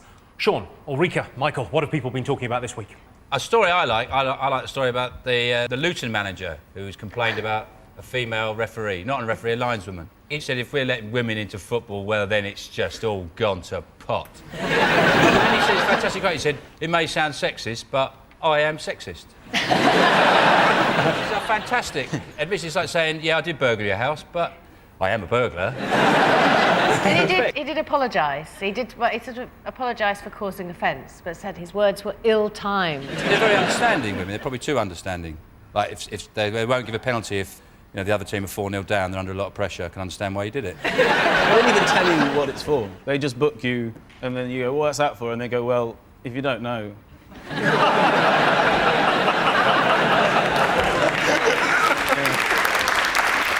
Someone would be good referees. Dinner ladies. You wouldn't argue with a dinner lady, would you? You wouldn't argue with a woman in a tabard and a tash, would you? You wouldn't. You thought the ref wasn't facing you. You thought you were going to kick someone and they're applying makeup. Bang to race in the middle, right? Bang to... I saw that! I saw it! You've dated a couple of footballers. Were they sexist? Or were they all right? Oh, they were lovely. A couple? Well, have you? I don't know. You said that couple like there was loads. A couple? Hundreds? Go on, did you find any of those guys you dated to be sexist? Of course. You don't have video refs, do you? Like they do in rugby league. No, I don't. Have it in football. If you had a video ref and they go, let's go to the big screen, and a female ref went, oh, put X Factor in. I just want to see if he's gone out. The lady in question, Amy Rayner, has been qualified for 14 years. So she's actually more qualified than he is? Yeah, he's been a manager, I think, for 4 years. Oh, good. Would you fancy refereeing? No. You said that like you could actually arrange it. Do you fancy refereeing? Yes, I do, actually. Well, don't worry, I'll sort it out. We're doing Man United Liverpool on Saturday. Yeah, maybe. Never know your luck. Shouting at the ref is an integral part of modern football, and I think it would make life very difficult for footballers just screaming at a woman going, why? He pushed me! I didn't, he did! It would just be like shouting at your mum. It wouldn't be as effective. They'd stop doing it. It's probably a very good thing. They should have female refs. I'd have female scientists. I would. I'd have them driving trains. I'd let them drive cars. I would. I'd let them work as policemen, policewomen, anything, you know. I just think it's time to open up the whole thing to them, let them do what they want. Yeah, let them ride bikes. Sod it. It can't be that dangerous, they'll get the hang of it. No, let them do what they want. Well, is it a top 5 talking point? Yes, it is. There are 10,000 affiliated women's football teams and 133,000 registered female players. Goodness me, that's an awful lot of lesbians. Dave, Johnny and Christian, and what else will the nation be talking about this week? I'm a celebrity, get me out of here, started. And gripping stuff. Do you know who they all are, though? I mean, I watched it really, last don't night. care. I'm still quite puzzled about who they are. Yeah. Having watched it. It should be called I'm a Celebrity. No, honestly, I am. Yeah. I am, yeah, I've got an agent, everything. Well, Jan Leeming's on. Do you know that? No, the thing I like about Jan Leeming is that she's obviously full of shit a lot of the time. She lied about her task and made it out to be a lot worse than it really was. But everybody believes her because she's a newsreader. Yeah, and that is the great newsreader's luxury. You can talk total shit and everyone goes, oh, all right.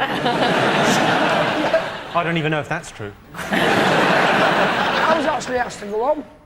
Were you? I get asked every year, and I'm that far away from Panto. It's scary. Go on, would you ever think about it? I've thought about it, but in really vicious dreams. Just turn up the first night, eat every bit of rice in the camp, stand there looking menacing, and then set your own camp up 10 yards away going, one of you will die tonight!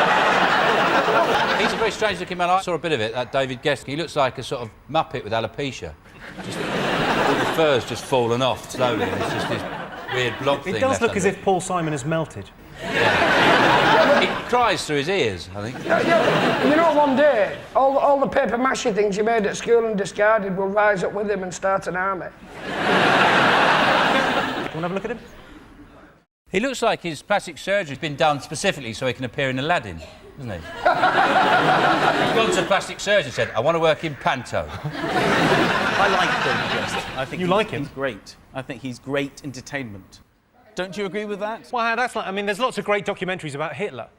Well, this man's nothing like Hitler. He's done nothing wrong. I vote for him.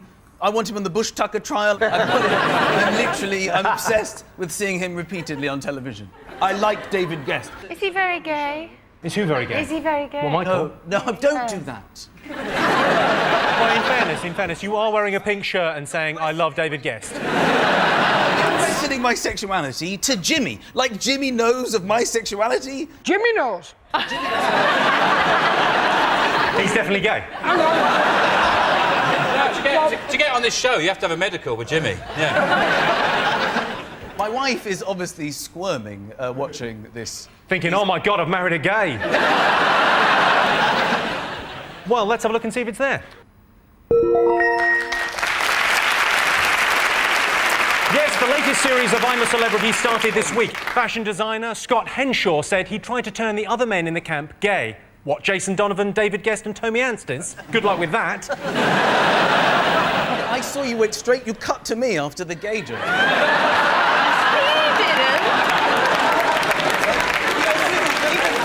Even before you said gay, I thought, why am I on the screen? Gay! And I'm going... Because...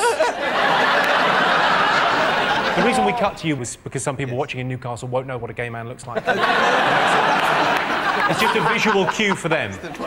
Also, you haven't seen a bit of text that's going to come up in the edit. I was just Just gay. There'll be loads of, sort of flowers and butterflies around here. Okay. Sean, Ulrika and Michael, what else have people been talking about this week? Bond.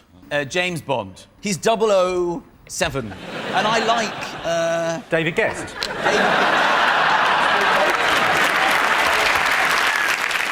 I just like the use of the 007 because I have a lot of trouble with O and 0. You've missed the point. It's not 0.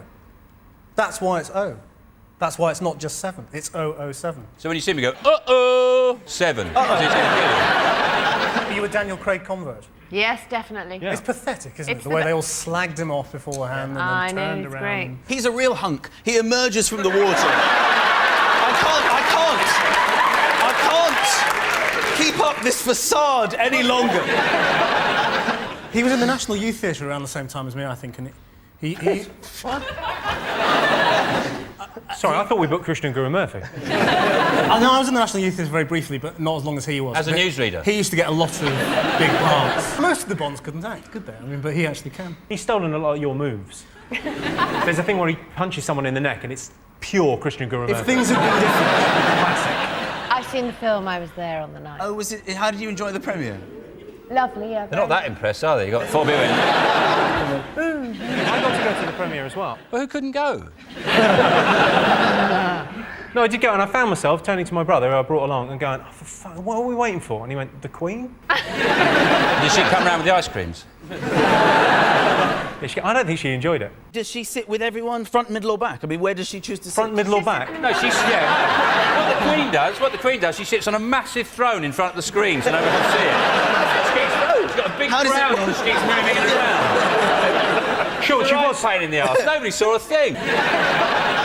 OK, let's see if it's one of the top 5 stories. Yes, it is. The most talked about thing this week. Yes, the latest Bond movie was released this week. Casino Royale is the first Bond movie that doesn't rely on gadgets. Q must be spinning in his grave, powered by the Grave Spinatron 3000. Dave's team, what else have the nation been talking about this week? Apparently, the taxpayers had to compensate a load of ex-heroin addicts in prison because they were forced to come off heroin when they were sent to jail. Too soon. Too soon, and it was too painful. I think it's bizarre that, you know, you can have drugs in prison, because it's not really prison if you're off your face, is it? The judge said to me, you've got 6 months, but you won't feel a thing. I go, oh, fine, that's great. It costs £150 a day, though, for methadone to get someone off heroin. Yeah. Which I can't help feeling, give them heroin, then. Where are they getting it from? Harrods? Right, have we not learned from society within lessons to build prisons like Charlie Wonka's chocolate factory? Like Charlie Wonka's chocolate factory? If you had a river of chocolate, they wouldn't take cocaine, would they? I like the way you follow that up around and eating. What's the finance costs? I just want to see the figures. Jesus, why am I not on a government panel? Is this a cry for help? I've thought it through.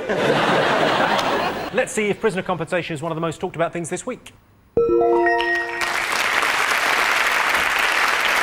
Yes, prisoners have got compensation because they were denied treatment for drug addiction. And also in the news this week, a prison chaplain admitted to smoking crack cocaine. He apparently had so much of the drug, he believed that a man put to death over 2,000 years ago was his best friend. Right, one more to get. Fingers on buzzers. What else have the nation been talking about this week?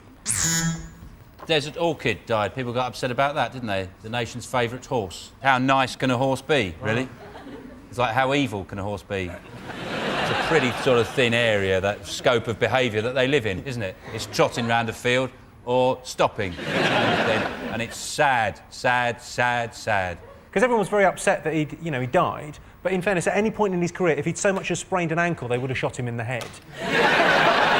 There's some amazing quotes, though, wasn't it? So he was loved because he was so versatile. It's a bloody horse. He couldn't make a brew or do a bit of pottery, surely to God. Occasionally, when he crossed the finishing line, he used to lift his hoof up and go. Yeah. He was a bit of a character. You know, any opportunity to put a funny hat on, he took it. He often was seen standing behind John McCrick with his hoof going like that. I don't understand why dwarves don't ride horses. You'd think they would, wouldn't you? You know, they're always looking for short blokes to ride. Well, there's loads of dwarves out there. Why don't they ride horses? Short legs. Those are your arms. Well, no, they just lift the stirrups up. Not that high. Glue them. Just glue them. Glue them. Short legs and short arms. Just have to hold on, don't they? They don't really do much. I can actually tell you the reason why they don't use dwarves. It's because the flat season is in the middle of Panto. Or maybe they've got a deal with the jockeys, like you do horses, we'll do Panto. Yeah. We won't, you know, like an agreement in a meeting in a car park. That's a gang fight I would love to see. Well, let's see if the death of Desert Orchid is up there. Yes, it is. Desert Orchid sadly passed away this week. In a moving tribute, fellow racehorse Biffins Bridge said...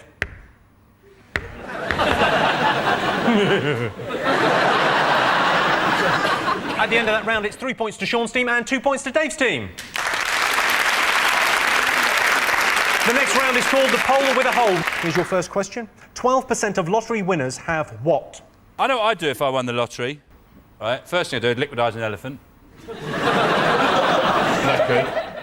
Just get a big liquidiser, put it in. You'd hear the tusks. And then I'd open a hairdresser's. You know, just so it keep ticking over. But also the added thing is, if people come in, you could pretty mess their hair up, and you go, don't have to pay. I'm not really a hairdresser. Just... It's like the lottery, actually. All right, Kim, calm down.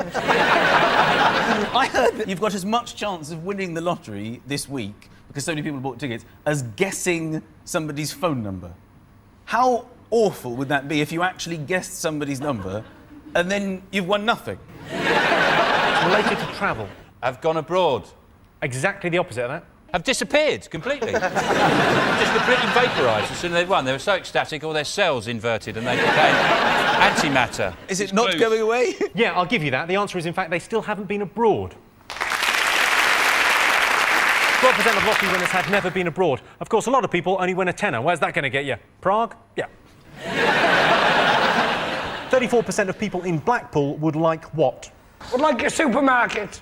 Because there's only so many recipes that take in rock and sugar dummies. And a lot of them are developing varicose veins that actually says Blackpool down the side.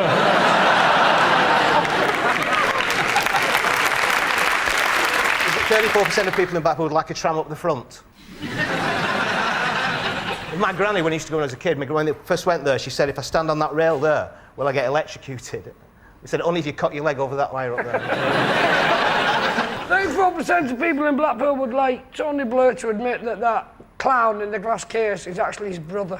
And it's a bit like the man in the iron mask, and he should be set free and allowed to run for office.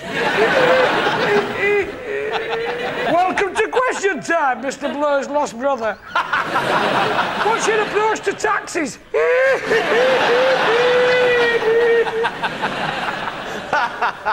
They think they'd like a piazza. Don't know, just give it a bit of class. Casino? That's exactly the right answer. God, thank God for me. Yes, 34% of people in Blackpool would like a super casino. I'll tell you what, if you want to gamble in Blackpool, why don't you just get a hot dog from one of the vans? At the end of that round, I can tell you Sean, Ulrika and Michael have 6 points, and Dave, Johnny and Krishnan have 2 points. Welcome back to 8 out of 10 cats. The next round is Believe It or Not. In this round, I give the panellists a simple statement. All they have to do is decide whether they think it's true or false. Sean, Ulrika and Michael, let's have a look at a clip to illustrate your statistic. This shipment is supposed to be for 12 cartons. Can you get the rest for me? Oh, okay, I'll be right back.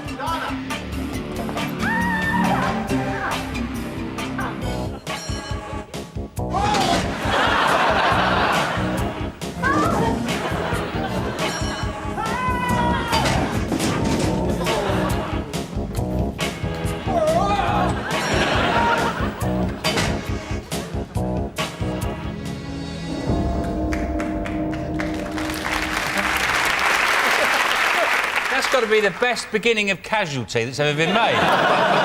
Here is your related statistic. 9% of workers say they would be prepared to break a bone to win a compensation claim. Do you think that's true or false? I've actually done something to deliberately hurt myself at work. I worked in the kitchens of a psychiatric hospital, and it was such a depressing job that I thought, if I left it, I wouldn't have got dull. So I was mopping up, and I threw myself at this sort of metal butcher's table and just sort of smacked my head on it. But I actually did knock myself out. And I didn't get a penny because I had the regulation non-slip boots on.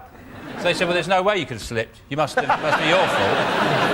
And they sacked me because they said, you're an idiot, throw it yourself. I've thrown myself off a horse once. You threw yourself off a horse? Yeah. Well, onto a footballer. I would think that in most jobs, though, it's quite hard to break something. If you can't break your leg photocopying, can you? Unless you have like a repetitive incident, like you keep dropping a stapler on your foot, like about 100 times a day, like just doof, ow, doof, oh, keep knocking that, and then they just say, "We'll just move the stapler." 9% of workers say they would be prepared to break a bone to win compensation. True or false? I'd say it's false. I can tell you the answer is false. Well done.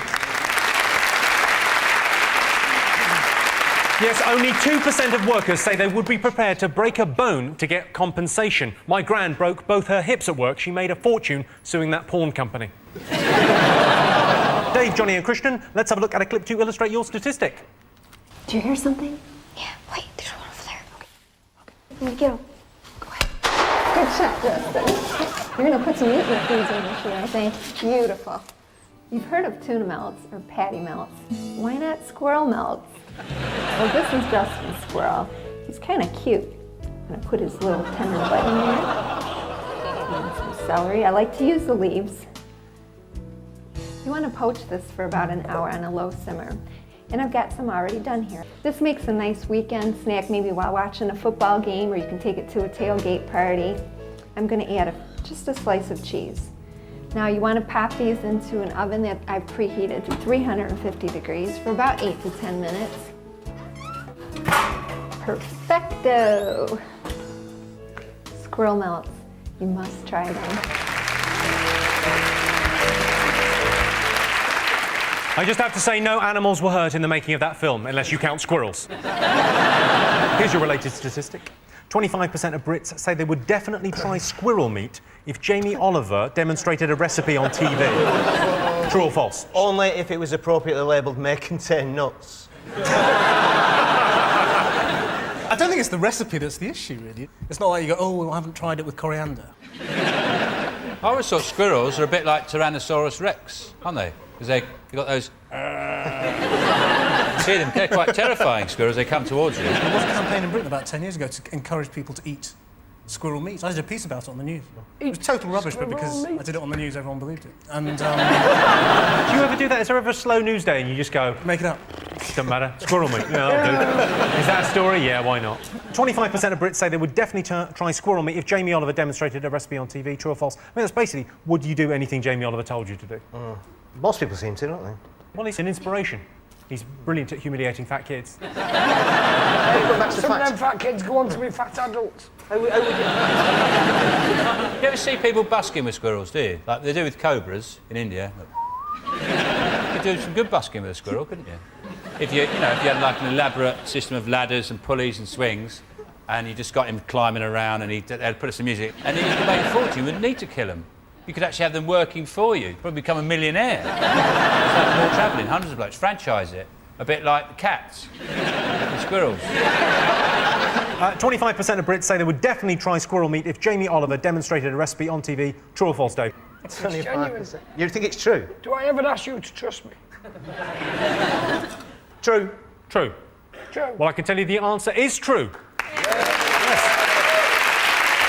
Yes, 25% of Brits say they would try squirrel meat if Jamie Oliver demonstrated a recipe on TV. I'll tell you what, I'd try Jamie Oliver meat if a squirrel told me to. So at the end of that round, I can tell you it's 7 points for Sean's team and 3 points for Dave's team. And the winner is the name of our final round. Here is your first one. Most common cause of stress for priests. Is it the devil? Is it someone's cut the brake lining on their motorbike and they're going down a hill and they can't I can't breathe. And they're heading towards like a brick wall. That's quite stressful. Is it concealment of homosexuality, of which I know nothing? Sexual frustration. That's the correct answer. Oh, well, yes. What's the name? Yes, the most common cause of stress for priests is celibacy. That and the fact they miss Hollyoaks every Sunday. Celebrity who most often features in Brits' nightmares. Jimmy Savile. I had a terrible dream once where I saw Doc Cotton in a catsuit. Is it the bloke from the Worthington original, lads? You mean Werner's original? Worthington, yeah. Worthington's original. You're like my nan. Worthington's originals. Give them to kids. They love them. My grandkids were so pissed. Is it getting in a taxi and Richard Hammond's driving? I imagine after this week it'll be David Guest, won't it? David Guest and Michael Jackson coming after you for body parts. I'm dreading it. And I've got to ask, is it me? No, it's not you. You're in people's dreams. Yeah? She used to be a page 3 girl. That'd be Jordan. That's a correct answer. Yes, the celebrity who most often features in Brits' nightmares is Jordan. She started her modelling career by sending pictures of herself to a London agency. It wasn't much, but it was a tit in the door.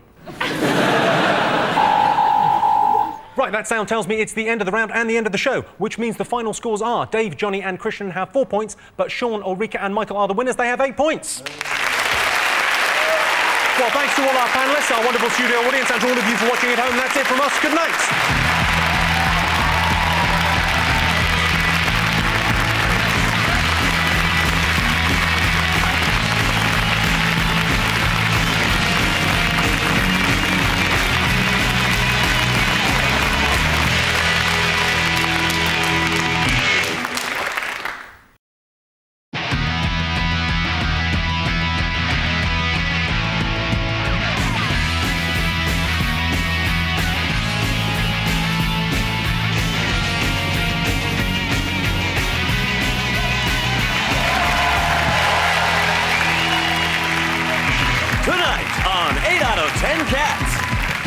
Going out, it's Lee Mack. King of the Twitchers, Bill Oddie. And their captain, Sean Locke. And facing them tonight, Pony Smacker, Fiona Allen. He's grade 1 listed, it's Griff Rhys-Jones. And their captain, Dave Spikey. Now, welcome your host, Jimmy Carr.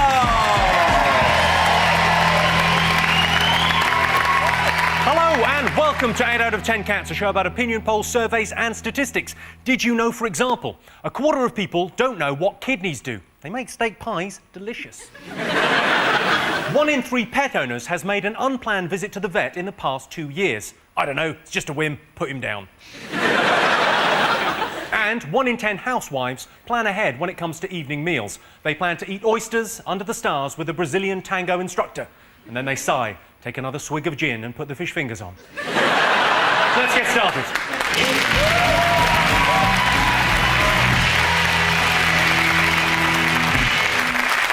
What are you talking about? That's the name of our first round. We've teamed up with a leading polling organisation and they've asked the British nation what stories they've been discussing this week. It's our panellists' job to guess the British public's top 5 most popular talking points. Dave, Fiona, Griff, what have the nation been talking about this week? Well, like it or loathe it, I'm a Celebrity Get Me Out of Here rumbles on, with David Guest as the unlikely star. And he is a bit odd, but he's good value, I think. Do you not? Yeah. And Lisa Minnelli said this week, they asked her opinion on his venture into the jungle, and she said, I hope he gets fucked by a kangaroo. Not only is that a great statement, but it would make a great Bush Tucker trial. It would, wouldn't it? You're getting fucked by a kangaroo, you've got to get the stars out of its pocket. Like that. That is a great trial. One thing I never understand about this is what's a kangaroo doing in the jungle? Exactly. I've never understood. I thought a kangaroo lived in the desert. And every time indeed. When they're in the bush, they're always eating kangaroo testicles and things like this. This is some poor kangaroo's gone on a holiday and it's happened to just wander into this thing. What about Jan Leeman, who's there saying, I'm not a girl's girl? Well, clearly by her 5 failed marriages, she's not a boy's girl either, is she? When you first heard that, you went, five divorces, that's a lot. Yeah. And then you see her for about half an hour and go, no, fair enough, yeah. Yeah. We've all made mistakes, get out of that. Yeah, take the house, fuck off. Any thoughts on I'm a Celebrity over here? Have you been watching it, Sean? You love that kind of thing, don't you? I watch it from behind the sofa, groaning. I thought it reached its lowest ebb when they tried to get that earwig out of Jason Donovan's bum.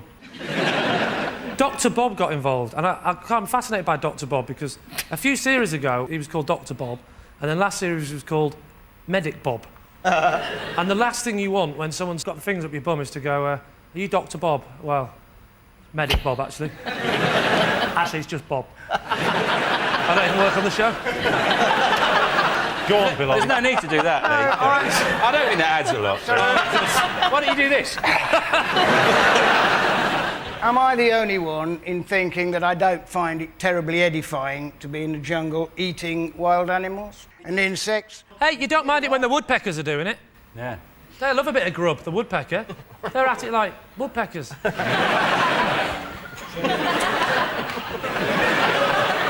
You're going to do that after every bit. Let's go. Let them have their little childish aside. It's all right. We'll carry on. But it is right. What show do you think you're on? Oh, So you're not supposed to eat insects now? No, it's Are you a not so much- vegetarian? I'm not a vegetarian. Let's not go there. But by That's not a country, vegetarian. to be perfectly honest, the eating of them I don't find quite so objectionable as the, you know, isn't it scary to have about 20 rats thrown over you and that sort of thing. I don't think those rats enjoy it very much. Well, imagine if you're a rat. There's not many opportunities on modern television. There's all sorts of them. There's been some fantastic documentaries about rats. I myself have featured rats on television in wildlife documentaries many, many times. Yes, I even came out in favour of rats because people always go on about Ratty in Wind in the Willows, don't they? Yeah, of course, yeah. Yeah, who was in fact a water vole. Yeah. And yet, if you look at a rat without knowing that it's a rat and it is swimming in the water, you say, isn't that lovely? Not in the bath, though. Whether it's a... What's in my bath? Is that a water vole or a rat? Either way, I'm going to fucking kill it. OK, let's have a look. Yes, you are. Yes, I'm a Celebrity, Get Me Out of Here was the #2 talking point this week. Seeing Scott Henshaw refuse to eat an anus was like watching Red Rum pull up at Beecher's Brook.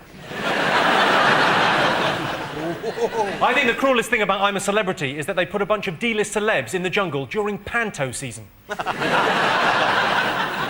Sean, Bill and Lee, what have the nation been talking about this week?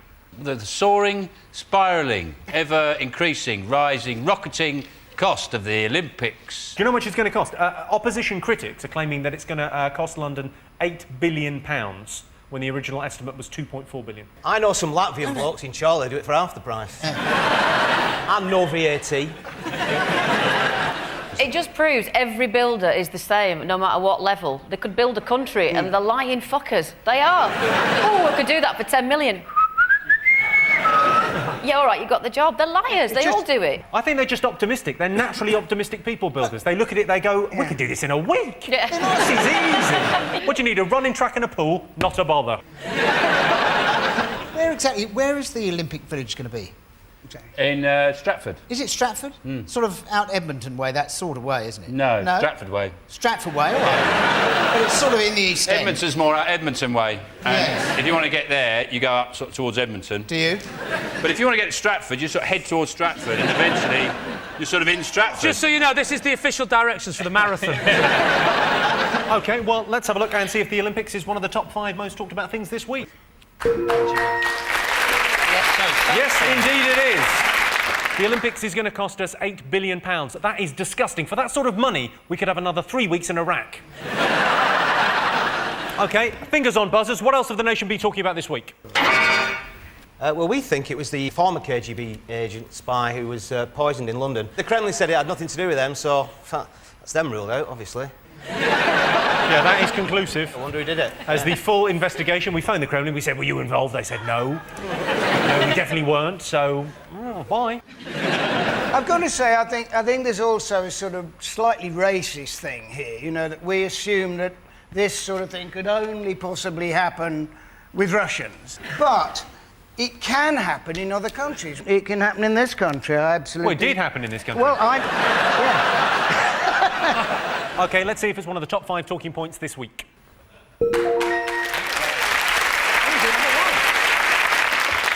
Yes, this is the sad story that a former Russian spy was poisoned and died in London this week. The former KGB spy said, "I ate in a restaurant last night in London and something disagreed with me." The Russian government. What else have the nation been talking about? Tom Cruise getting married? You're broken-hearted. Too short. I was talking to Griff. They got married in Rome, which is a bit odd because they're a Scientology faith. Yeah. Get married in Rome, in Italy. Why is that odd? Well, it's like Catholics getting married at a Star Trek convention. Isn't it really?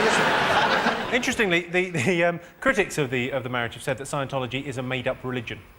Well, unlike every other religion. Yeah. Christianity. Far from that, isn't it? It's like, no, he could walk on water, and he could raise the dead and just eat that, that's his body, and that's his blood. That's perfectly normal, obviously. There's a line in it is normal compared to the Scientologists who believe that we're all exiled aliens called Thetans. I'm a Scientologist. Are you a Scientologist? Yeah, I am. I'm not surprised. I'm a fuck. Look at your face. But Bill, you're a Scientologist. No, Lee, they really all believed you. Bring it on, Griff. Lee, you're one of the few people Scientology turned down. Bloody Thetans, though. They come over here, don't they? Inhabiting our bodies, shagging our women. Piss off. Let's have a look and see if Tom and Katie's wedding is up there.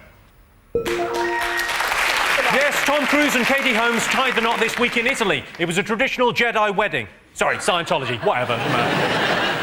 At the end of the wedding, the minister said, "You may now stand on a telephone directory and kiss the bride." OK, fingers on buzzers. What is the last story in the top 5? Okay, we think it possibly could be the government has had this wheeze to have super nannies for teaching parenting skills to kids with Asbos and stuff like that. And they seem to be like influenced by TV programmes, the government at the moment. Yeah, they do love it, don't they? Jamie's School Dinners. I know Super Nanny. Yeah, how does Tony Blair get so much time to watch so much early evening TV? I don't know how he does it. The thing is, a lot of our wartime leaders have been bothered about winning the war.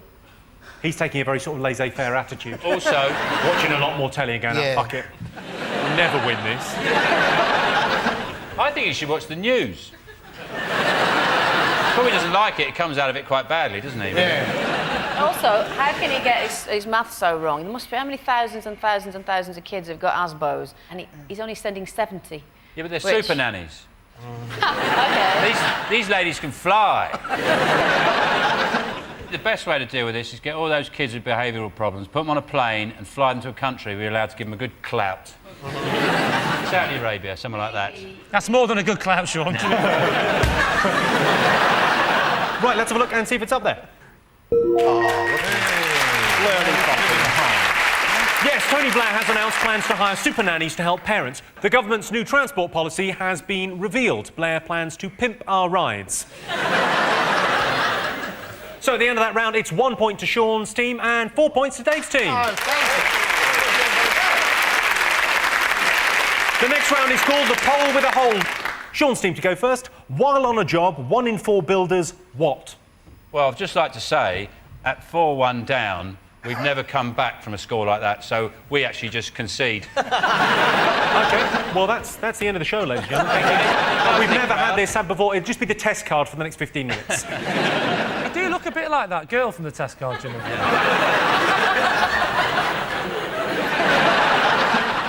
Any thoughts on this? 1 in 4 builders? It's obvious. It's while on a job, 1 in 4 builders does some fucking work, and the other 3 watch. Is it compliments a young lady on her massive tits? If only it stopped at that, I have to say, as a matter of fact. Well, they compliment you as well on your massive tits. You all right, Bill? Hey! No, it's Bill. B-I-W. It's Bill. So, and you can tell how they're spelling it just from them shouting? Oh, yeah, absolutely. I've never yet been called by my name properly by Bill. It's always Bill. I bet it's not always Bill.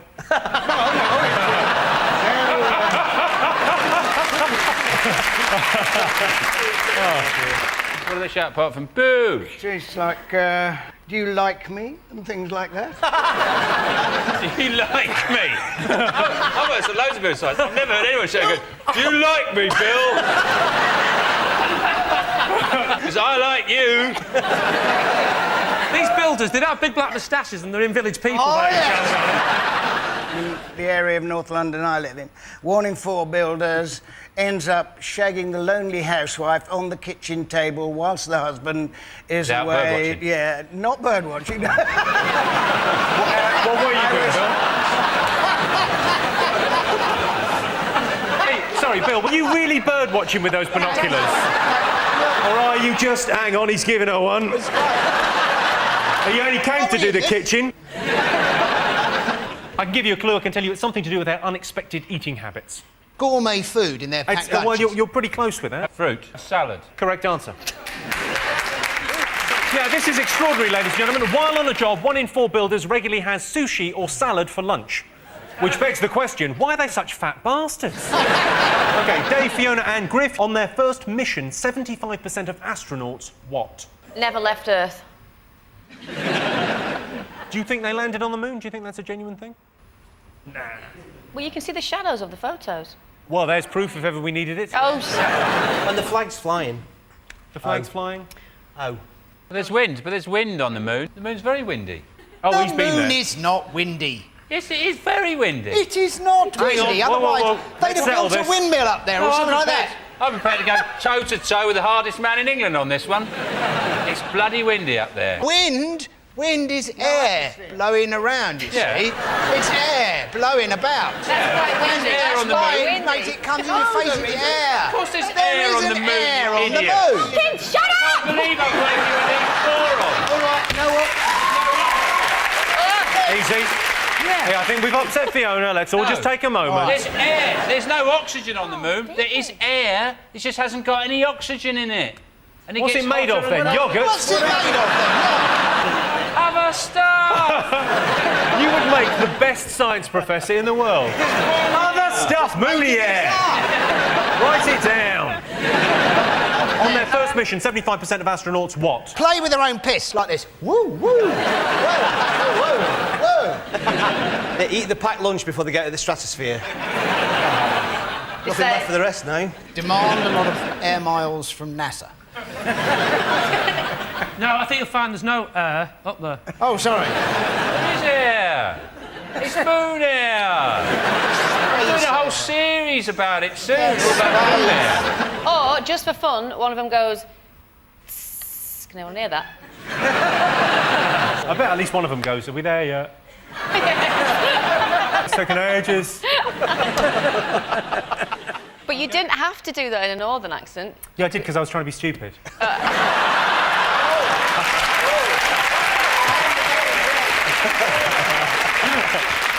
It's something to do with their stomachs. Any thoughts? I wish they hadn't had a curry last night. Throw up. Throw up is up. exactly the right answer. Well done, Griff. He did that one. Good, we got a point. Yes, on their first mission, 75% of astronauts throw up. Of course, the other 25% blow up. Not my fault, talk to NASA. So at the end of that round, I can tell you that Sean, Bill and Lee have 2 points, Dave, Fiona and Griff have 5 points. Welcome back to 8 out of 10 Cats. The next round is Believe It or Not. In this round, I'll give the panellists a simple statement, and all they have to do is decide whether they think it's true or false. OK, this is for everyone. Let's have a look at a clip to illustrate the statistic.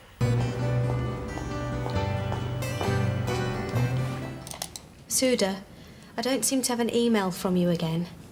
Really? I sent it at 3. Well, it's not here. I don't understand. I sent it. I thought you wrote down how to do it. Yes. Well, perhaps you wrote it wrong with your dyslexia and all.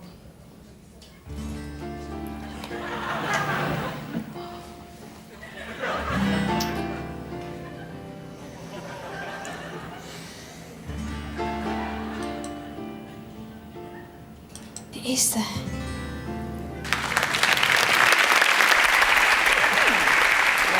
That was a clip from a training video for office managers. If you've got dyslexia, there is a number you can call, but pointless giving it to you. You won't be able to write it down, will you?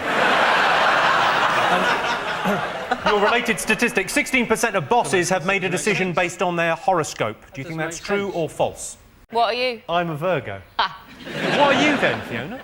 I'm a Piscean. A Piscean? Least likely to kill somebody in your family if you're a Piscean. Least likely to kill someone... You are clutching at straws. Here's some advice. Don't put that in a personal ad. It's all bollocks. Apart from the magpies, obviously. Got to see 2 magpies, haven't you? That's typical Or else you're in the Scorpio. shit. Well, hang on, you must see 2 magpies every day, surely. Several. Would you call yourself lucky? Absolutely. Every time I go past a building site, somebody goes... Well, and then you get lucky. Bill, come here! I want to make love to you, Bill! I don't think it's ever happened before, but I imagine this weekend it's going to be happening a lot. Builders, if you're watching, please, for us. Can you make bird noises? I don't Some know. of them, yeah. I can make the one of a bird hitting the pavement. It's the only one I do, really. I would like a chaffinch. Well, no, chaffinch, all right. It's like a fast bowler running up, and so he goes... bowl. That's count dough. No, he comes up... Boom, boom, boom, boom, boom, boom, bowl. Well, that's what the bird makes that noise. Did Bill just stand up then? Amazing. That's extraordinary. A man actually gets out of his seat and is smaller than when he was sitting down. Bill Oddie, I've had it up to here. Have you really had Bill Oddie up to there? You bloody haven't. Yeah, I used to work on a building site, Lee. But you don't know what this one is. This is for true. This is true. It goes... That's not an impression of a bird. It is! That's a midlife crisis, is what that is, Bill. It's one of the best-loved birds in the country. Is it a blackbird on a moped? Is it a forgetful sparrow? Remember where it is? It's a puffin. Is it? Yes. Ah, very well loved. I'm always bumping into puffins. Can I just remind us, and I think you may find this amusing, ladies and gentlemen, I'd like to remind you what the question is. 16% of bosses have made a decision based on their horoscopes. True or false? The fuck are you people talking about?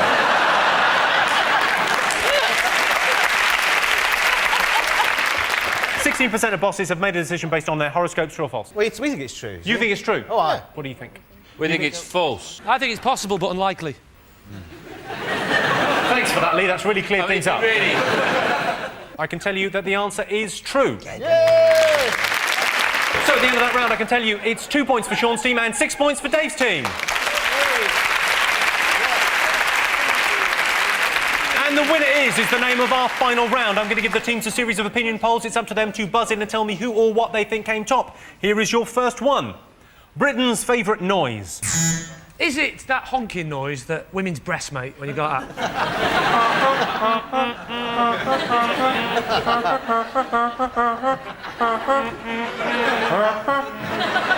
That last one was Jordan.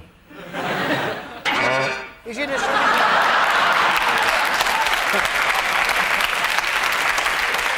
That's the biggest hit I've ever seen. OK, it's not that. It might be. It isn't. That's Britain's favourite noise. How about... What was that? That's an albatross shitting on Bill Oddie. You'd be delighted. Albatrosses are quite rare. Yeah, And you shat in my face. Go on, what do you think favourite noise might be? Oh, that is... that you're so close with that. It's to do with... Glug, glug, glug, glug, glug, Exactly the right answer. Yes, Britain's favourite noise is the glug of wine as it pours into a wine glass. I think that statistic is skewed by the fact that the people most likely to stop and talk to a woman with a clipboard are winos. Next question. Thing most likely to make men cry. Catching your knob in your zip.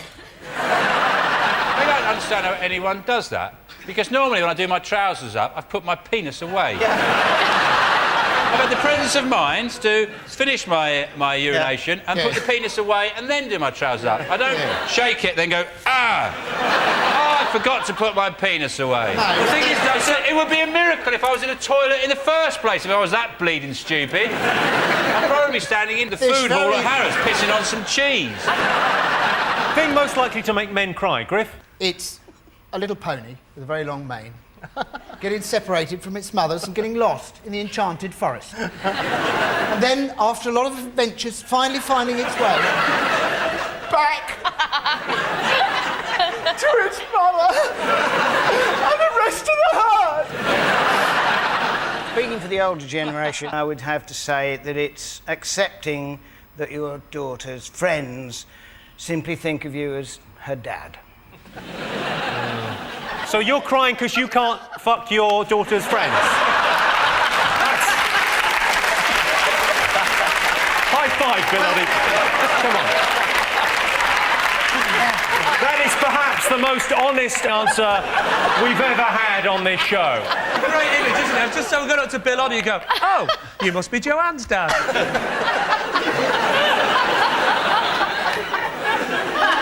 Welcome to Springwatch. I've got some binoculars. I'm in a shed. My daughter's having a sleepover. Should be a hell of a show. OK, thing most likely to make men cry. It's something you do in the kitchen. Oh, onions. Onions is exactly the right answer, correct. That sound tells me it's the end of the round and the end of the show, which means the final scores are Sean, Bill and Lee have 2 points, but our winners are Dave, Fiona and Griff with 8 points.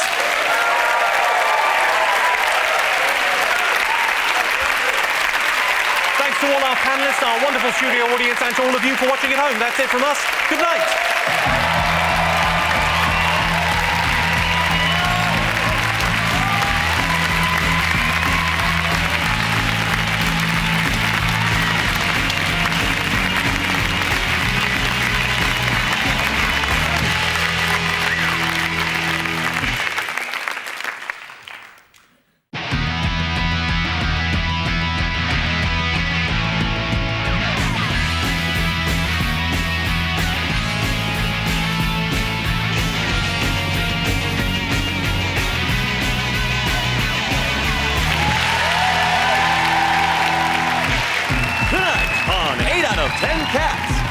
Country Squire, Vic Reed.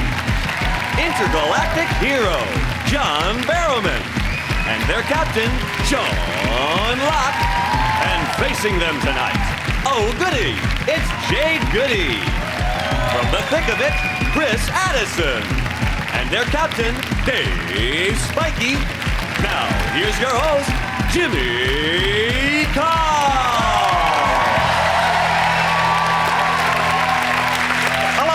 Welcome to 8 out of 10 Cats, a show about opinion polls, surveys and statistics. Did you know, for example, 60% of cosmetic surgery patients are disappointed with the results, although they look pleasantly surprised? A quarter of the over 50s are failing to save. It's Control S, you old buffers. While abroad, 2/3 of Brits are more sexually adventurous. So, look out, Iraq. And 1 in 4 Brits claims that their post has been lost or stolen. Well, I can reassure you, it was definitely stolen. Let's get started.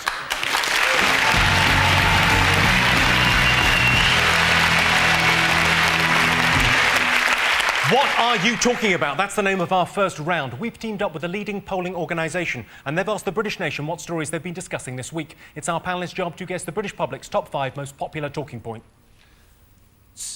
That definitely needed an S on the end of it, didn't it? Like that, talking point. Do the S again. Yeah, could be one of mine. Dave, Jade and Chris, what have the nation been talking about this week? Take that aback with the Inland Revenue Tour, I think it is, basically. It's not front page news, surely to God. They've got, no, the Beatles have got a hit album. Oh, hang on, there's a lady going through the menopause as we speak. That's how Take That fans speak.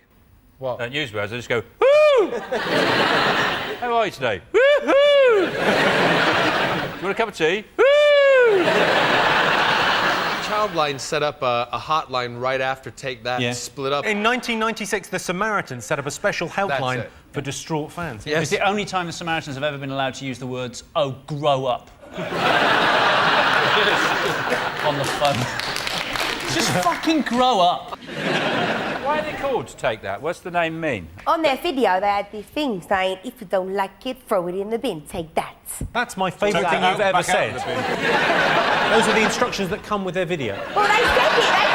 I'll be honest, I watched it at my caravan with my friends. Wow. Oh, yes. I imagine that was a party. Let's see if Take That at number 1 is up there. Yes, it is. Yes, Take That have returned to the top of the charts. The reunion took longer than expected to put together because no one could remember who Howard was. They spent 6 months rehearsing with a bloke from the Halifax advert.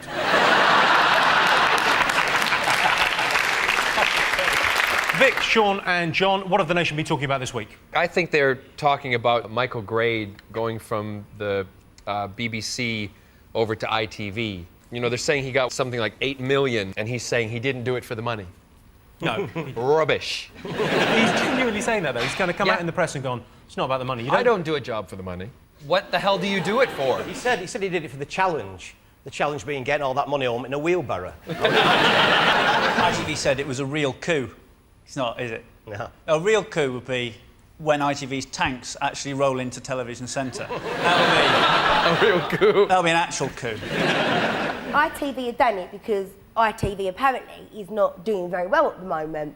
So they've stolen Chief from Channel 1. Stolen, Chief from Channel 1 to come over and do it. But what really muddles my brain is... What muddles your brain? No, what muddles my brain is if they've got all that money to offer him, why don't they just make better TV programmes?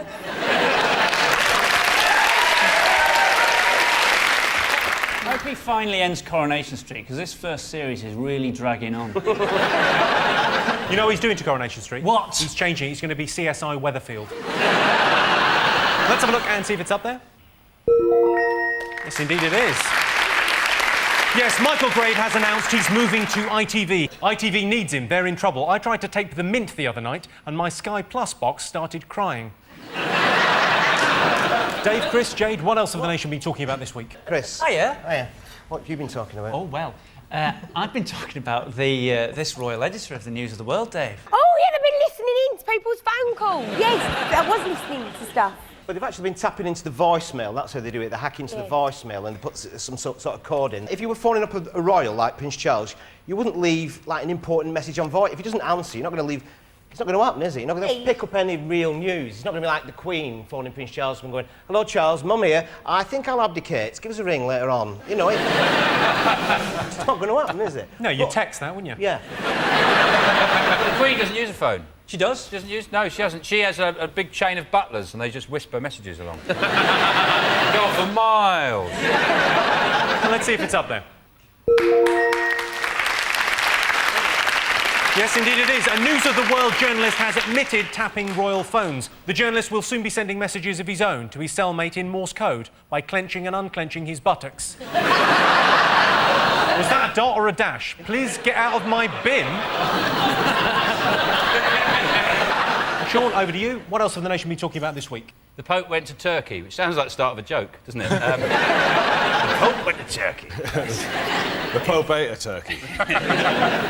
He went to Turkey and there was a lot of protests. I think the interesting about it was when he looked at his diary on the Monday and he went, "Turkey, Wednesday? Who put this in?"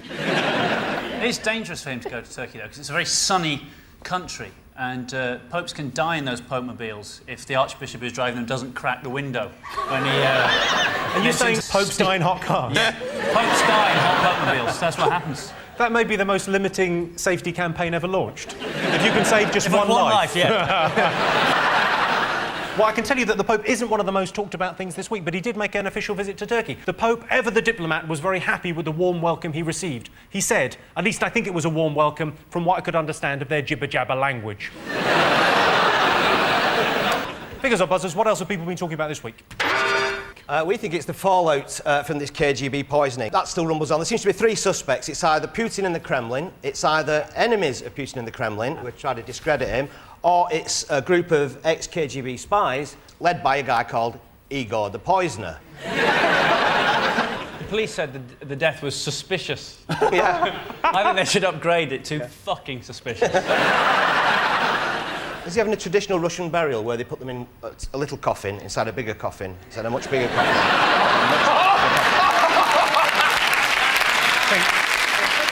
I think you'll find, Dave, a traditional Russian burial, you have to dig your own grave. Oh, don't blame me, blame Stalin. No, on a serious note, we in danger because it was on the planes. Yeah. It was in a bag. Yeah. Unless they put it in TK Maxx, you'll be fine. They found it in a restaurant. They found it in 2 hotels. On a humpback whale. Humpback whale's got a 10-foot dick, hasn't it? Sounds like the start of a song. Yeah, I was going to say. Oh, the humpback whale's got a 10-foot cock. Doo-dah, doo-dah. The humpback whale's got a 10-foot cock and it's so hard as a rock. That's I think I've won money on you singing in the first 10 minutes. You have gone quite a long way to kill him. It's a lot of effort, isn't it? To kill somebody by radiation. Why don't we just shoot him? No. No, we're going to kill him by radiation. I think maybe the KGB are having some kind of union issues with their snipers. But the KGB, the interesting thing about this is the KGB aren't called the KGB anymore. They're called the FSB, which worries me because I think I bought a sofa from them.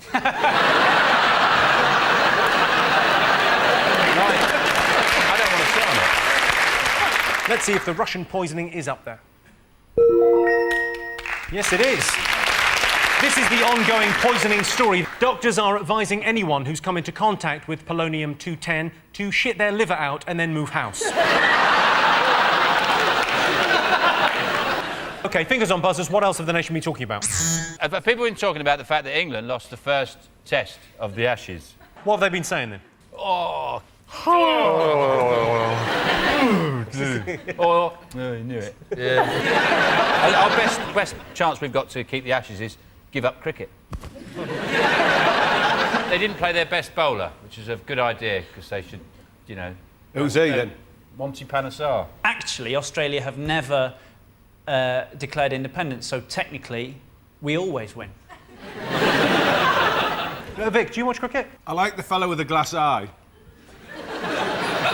What was it called? What's that bloke you talked about before? Who? What fellow? That cricketer that you mentioned. Monty Panesar. Him, with the glass eye. Has he got a glass eye? Yeah. Yes. I can prove it. You can prove it.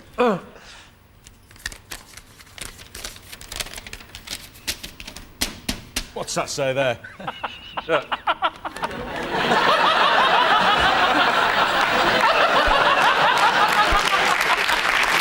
Get a close-up of that. That's evidence. That's proof. Look, what does it say there? Proof. Right. Thing is, it's not him because he's got a turban, Monty Panesar. He took it off on that shot. Hold on a sec. That's not a photo. I've never seen what the ashes look like. So when you say ashes, I do presume, obviously, when someone dies, that they get turned into ashes. But Sorry, in this what case, did you do that? I didn't realise you were Catholic. Can we have that again? When someone dies, I don't know, it's something What the fuck is that? I don't want to die.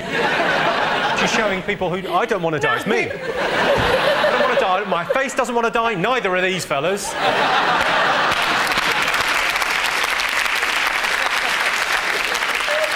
Let's have a look and see if the Ashes is one of the most talked about things this week. Yes, it is. Yes, the Ashes continued. I guess if England wants to enjoy a sporting victory, we're just going to have to wait until Wimbledon. Come on, Tim. At the end of that round, it's 2 points for Sean's team and 3 points for Dave's team. The next round is called the poll with a hole. Dave, Jade and Chris, here's your first one. 33% of young men say they would what just to impress their friends? Anything. They're mad, they're idiots. Climb a pylon, bum a goat, punch a nun. Anything. 33% of young men say they would spunk on a cracker and eat it just to impress their friends. On a cracker? Oh. No, but that's a big thing in the States with college. Chocolate digestive, of course. Maybe a hot Fig roll. That's isn't it? I don't like fig rolls. I'm allergic. I'm not allergic to them, but I won't eat them. Why? Do you not When agree I was a with them? little kid, I went to a party and there was a game of pin the tail on. This is true. Pin the tail on the donkey, and I cheated. I went like that, and I pinned it straight on first go. Obviously, I thought I got away with it, and the prize was some fig rolls. And not only did I cheat, I was greedy as well, and I ran off and I ate all the fig rolls in one go. Then I was sick. And strangely, the thing I didn't learn from that was don't cheat. I learned don't like fig rolls. 33% of young men say they would what just to impress their friends? Would have a willy implant. A willy implant? You make it longer. I watched a programme on it the other day. Willy extension. Ah, see. I'm thinking of having a conservatory put on the end of mine. For the summer months. It's the devil to get the planning permission, isn't it? With something that size, Chris, it is difficult, yes. Vic, what do you think young men do to impress their friends? Well, it's obvious. Spend a week in a coal bunker. Did you calculate pi? 7,000 points. It's not. No, it's not pi, but it's to do with eating something. No, when I said calculate pi, I meant the mathematical equation, not pi. Yeah, but words can mean two things at the same time. Eat a really hot curry. Exactly the right Yay! answer. Yes. Yes, 33% of young men say they would eat an unbearably hot curry just to impress their friends. Yes, I'll have a number 68 with a number 33 followed by an extremely painful number 2. Sean, Vic and John, 99% of the over 50s say that what has got more difficult over the last 10 years? Being under 40. Firstly.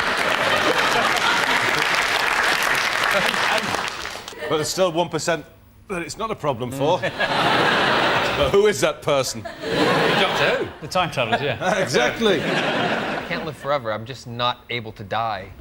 It's the doctor who can only live forever. This is really scary because I talk about it like it's actually real. How frightening is that? Quite frightening close up. Yeah. Well, over 50s, imagine Countdown. It's got a lot tougher over the last 10 years. Your brain's going smaller and smaller. Because that's how you die, isn't it? Your brain, as you get older, gets smaller and smaller and smaller, and then it pops out your ear, and then you die. I'm speaking as an over 50 here. Remembering stuff. As you get older, you just forget all sorts of shit. When it's like if you're looking for scissors, you have to incorporate a little mime when you get to a certain age. You're going like, scissors, scissors, scissors. As if that's going to help, as if that's some sort of scissor diviner that's going to go, scissors, there they are, there they are. Sudoku? No, that only came along a couple of years ago. I remember I went on holiday, came back, there was 2 new phenomenons. Happy slapping in Sudoku. Which one did you go for? I used to happy slap people who are doing Sudoku. OK, 99% of the over 50s say that what has got more difficult over the last 10 years? Come on, Vic, we need these points. What, playing the bouzouki? I don't know. Walking up the stairs. Oh, sorry. It's all right. Sorry, I just ain't coming to my head. Best to get it out quickly. You don't want any stuff clogging it up in there. I'll tell you what, I'll give you a clue. It's to do with being all fingers and thumbs. Opening a milk carton. I'll give you that. Opening packaging. Opening packaging. Yes, 99% of the over 50s say that opening packaging has got more difficult in the last 10 years. The survey was originally about Scottish devolution, but they whittled on about packaging anyway. So at the end of that round, Sean, Vic and John have 3 points. Dave, Jade and Chris have 4 points. Welcome back to 8 out of 10 Cats. The next round is Believe It or Not. Everyone, let's have a look at a clip to illustrate your statistic. Hey, praise the Lord, Jesus is Lord. Get the writing on the back.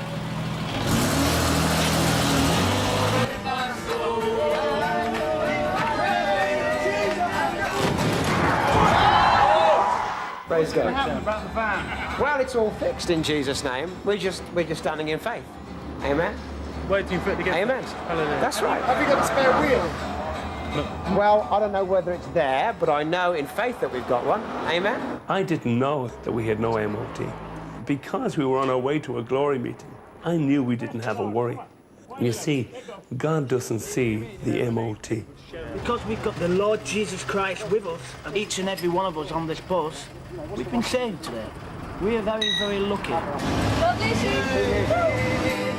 Who can tell what God can... Damn the stupid God doesn't see the MOT. Oh, no. He doesn't like it if you're untaxed, though. It was your related statistic. 62% of Brits say they would believe in God if they saw a man walk on water. Is that true or false? Could be ice, you could be walking on ice. Yeah. Technically, on ice, there's a thin layer of water on top that keeps the ice smooth. So you are walking on water. So there is a God. Many Brits are quite cynical. I think 62% of Brits wouldn't believe in God if they saw God walking on water. David Copperfield walked through the Great Wall of China once. I saw it. So he could do it, couldn't he? He made the Taj Mahal disappear. The Indian tourist board were livid. Jay, do you believe in God? I don't just want to sit here and say, no, I don't believe in God and I get in the grave and that's the end of me. I'd like to think that I could come back as a bee or something. Do you know most people now have in their wills that they want to be buried with their mobile phone on a full charge? Just in case they're not dead and they wake up, they can call somebody to come and get them out. They're not going to get a signal. If I was buried with my phone, and I'd like to wake up, I'd start phoning people up going, oh, it's me. I never liked you. There was a rapper in the States buried in his Cadillac because they couldn't find a coffin that was big enough for him. He was so big, and they buried him in the Cadillac. Get you out your house with a crane if you're overweight in America. Yeah. That's a bit harsh, that. I think the best way to get someone really big, out of a house is with those mincing machines.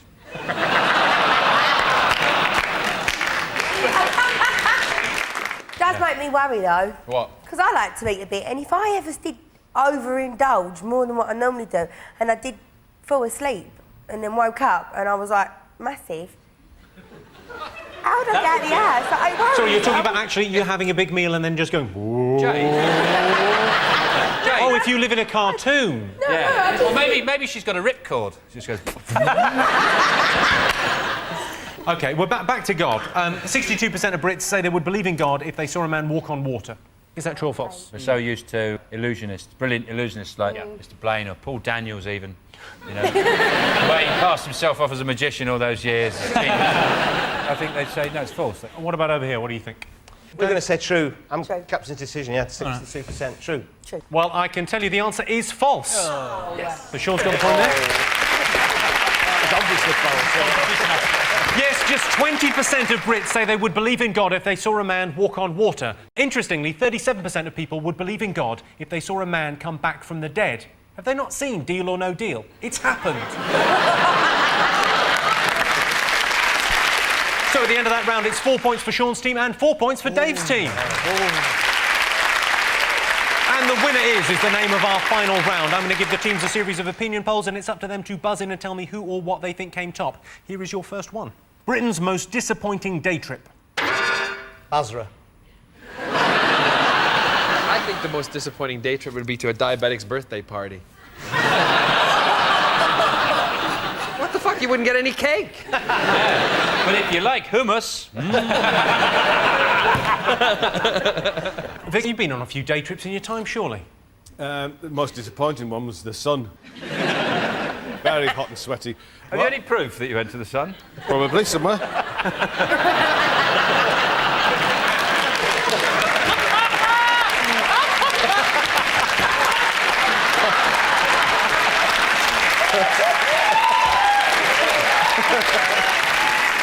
Most disappointing day trip. Is it Madame Tussauds after a fire? You are absolutely right. It is Madame Tussauds. Yeah. Yes, Britain's most disappointing day trip is Madame Tussauds. It's basically novelty candles. Top thing to do before you're 10. Does it get to 9? It's got to be right up there, isn't it? Surely. I think it's appear on You've Been Framed falling backwards off a slide and crushing a hamster. Get adopted by Madonna. Go to Neverland and drink Jesus juice. Yeah. Oh, come on! Yeah. Right. You all thought it. I tell you, when I was 10, if they'd given me the option. You want to do what with me? Yeah. There's a fun fair. I'll be right over, yeah. Vic, any thoughts? Well, it'll be ride a sea serpent to Banbury Cross. Without doubt. You have any proof, Vic?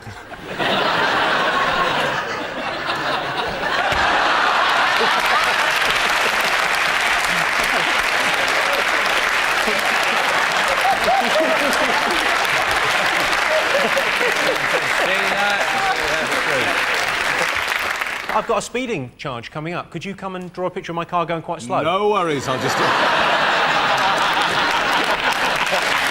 You think you could... I'll do a picture of you in your car with slow written above it. Well, that is all they'll need, because they've sent me a picture of the car going quite fast. Why not just have him not in the car at all? Water skiing. Exactly, I'll put someone else in the car. Yeah. Brezhnev. OK, top thing to do before you 10. It's an overnight thing. Ham! Correct. Yes, the top thing to do before you're 10 is camp out in the garden. Camping with your child is a great way to teach them about wildlife. That's an owl, that's a fox. That rustling sound is a released psychiatric patient trying to get through our hedge. Right, that sound tells me it's the end of the round and the end of the show, which means the final scores are Sean, Vic and John have 4 points, but Dave, Jade and Chris have 1 with 6 points. Thanks to all our panellists, our wonderful studio audience and all of you for watching at home. That's it from us. Good night.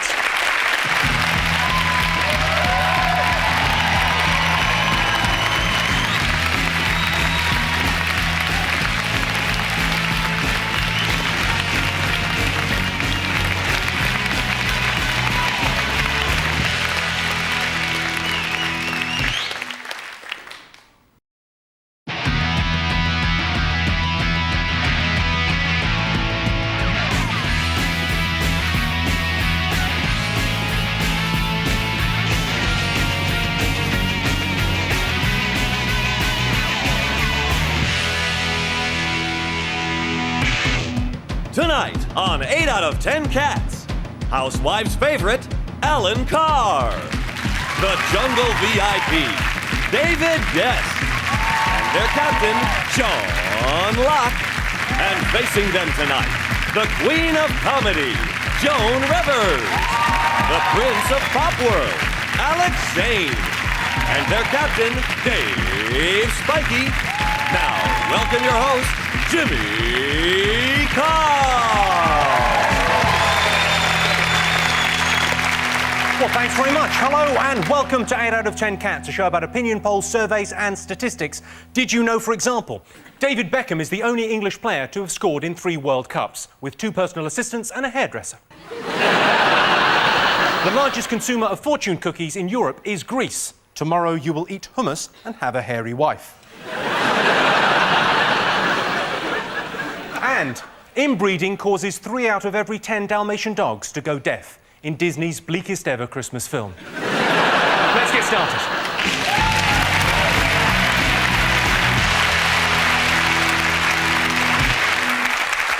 What are you talking about? That's the name of our first round. We've teamed up with a leading polling organisation and they've asked the British nation what stories they've been discussing this week. It's our panellists' job to guess the British public's top 5 most popular talking points. Dave, Joan, Alex, what have the nation been talking about this week? I think it's this great story that the NHS are going to offer dance lessons to fatties, basically, isn't it? They're going to help them with the obesity crisis. But the only way you're going to get fat people on the dance floor, I think, is by making the announcement, the buffet is now open. Just across the dance floor there. And it's another government gimmick, isn't it? It must be awful to seeing, like, hear like a fat person dance. I'm not being awful, but you know, like the... well, that's the shoes on. You know, it's going to be a slow process. I resent people talking about fatties like this. I belong to Overeaters Anonymous. Really? Yes, this is the truth. And it's very, a lot of you here are thin, so, but it is very, very sad because we all sit there and the women cry and they go, no one loves me. And I always say, yes, yes, your butcher loves you, your baker loves you. And one woman, I mean, last week, right before I came over here, she was saying things like, I went on an airplane and she was sobbing. And she said, and they made me buy 2 seats. And she just cried. And then I said, yes, but now you can have 2 meals. And she perked up. If we want to be fat, God damn it, we can be fat. That's the way it goes. David, do you dance? No, I have a cousin. You have a cousin? Yeah. I have a cousin. Good answer. I have a cousin, 279 pounds. 279 pounds. He started ballroom dancing, Fred Astaire studio. Met this lovely woman, 5 months, lost 100 pounds, got syphilis, and died. If that's not being made into a musical, yeah. Too come dancing too literally, I think, really. OK, well, let's have a look and see whether fatty dance classes is one of the top 5 most talked about things this week. Yes, it is. Oh, just correct. Yes, it was. Yes. Oh, Sean, David, Aaron, what else have the nation been talking about this week? I imagine a lot of people are quite upset about England losing the Ashes. Well, they're virtually losing the second test. And I think it's stupid, really, because what we invented the game, we should just change the rules to suit us. So in that match, we should have said, yeah, we just made this new rule up. If we have tomato soup, lowest score wins. So just stuff like that. Just make up rules. If it's cloudy, no, you can't lose on a cloudy day. Just anything. You've made the sport up, you can do what you want. You're not wearing the right pants. We win. My dad tried to get me, he's always trying to get me sporting. He tried to get me interested in cricket, right? And I hate cricket, it's so boring. He told me that the Ashes, yeah, were Ellen Daniels from Neighbours, right? Now, obviously a spark of interest and I was there. like, Ellen Daniels, you say? And I was hooked. Joan, have you ever seen a cricket match? I hate sports. You hate sports? I go to tennis matches, I don't even turn my head, you know. The ball doesn't come back, that idiot missed it. I mean, I don't like sports. Yeah. I don't like sport either. Really? Well, yeah. Because you look like quite a sporty... Yeah. Have you not been... You work out, though, right? Yeah, of course. Yeah. In indie clubs. You a big cricket fan, David? You aware of cricket? Not more baseball. More baseball. Have you heard of cricket? Of course. He forgets I was in the outback and I just was with all these crickets all over there. Yeah. You knew Fina, right? Well, I didn't actually watch... I meant to watch it, but at the last minute I fell pregnant. So it's been quite a few crazy weeks for me as well, so... turns out it was a scare. But no. What did she do? What did Fina do? She stole all the food. She stole all the food? Yeah. Really? She ate a few crickets, too. Did she? Yeah. People have to eat testicles, don't they? On that? No, it was an anus, wasn't it? Matt ate an anus. Someone had to eat an anus. Yeah. Oh, Matt ate an anus. Matt ate an anus? Yes. I thought you said a marinated anus. No. For a second. No. We had nothing to marinate there. What, do you eat it like a hula hoop, like that?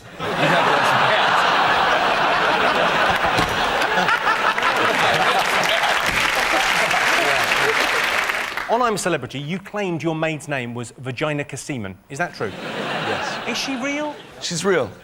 Are you sure she's I'm real? positive she's as real as this set is real.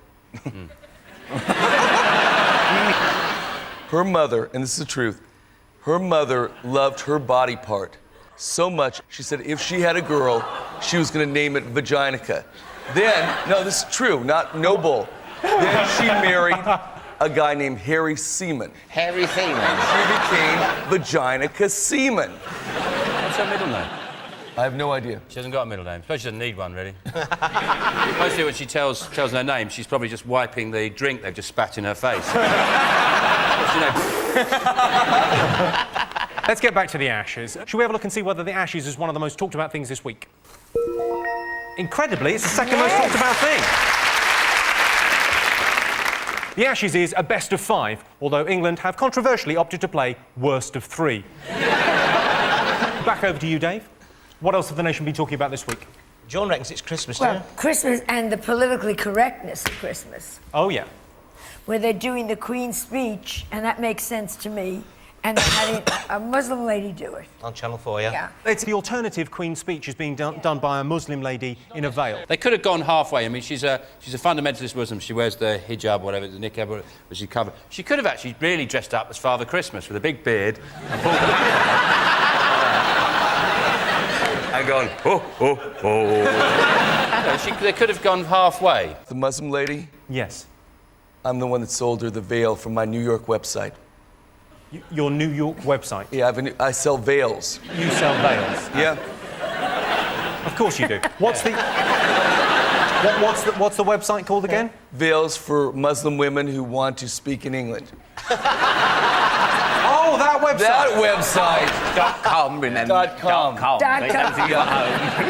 But it's all crazy. The internet now, they had the best day ever. And yeah, indeed, yeah, the best online day. $182 million in one day in internet sales, and they looked it up, and it was Mel Gibson buying Nazi memorabilia. And I found that was fascinating. I like online shopping because, you know, like when you're looking, if you get bored, you can just go to some porn, then it perks you up. and then you carry on shopping. Now, I wish it was like that, normal shopping. Do you mean like you go around the Trafford Centre, bored, someone shows you a cock, you're like, right, now.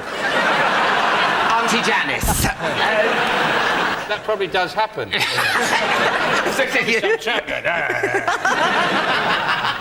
Oh, I just think it's so great. Everything gets decorated and it's pretty. And I'm Jewish, and even I have a Christmas tree, and I have a nativity scene. I have Jesus and Mary and the baby, but I'm Jewish, so we have a nanny. But it's just fabulous. And I dressed Mary better. Of course you do. I put her in a nice Chanel suit, and I gave her an Hermes bag. You're the mother of God, look it. And I just made her look good. Shall we have a look and see if Christmas is one of the most talked about things this week? Of course it is. The most talked about thing this week. If you follow a light in the sky in the Middle East these days, you'll end up tracking a Scud missile into a Palestinian hospital. The true meaning of Christmas. Right, over to you, Sean. What else have the nation been talking about this week? Is it the moon?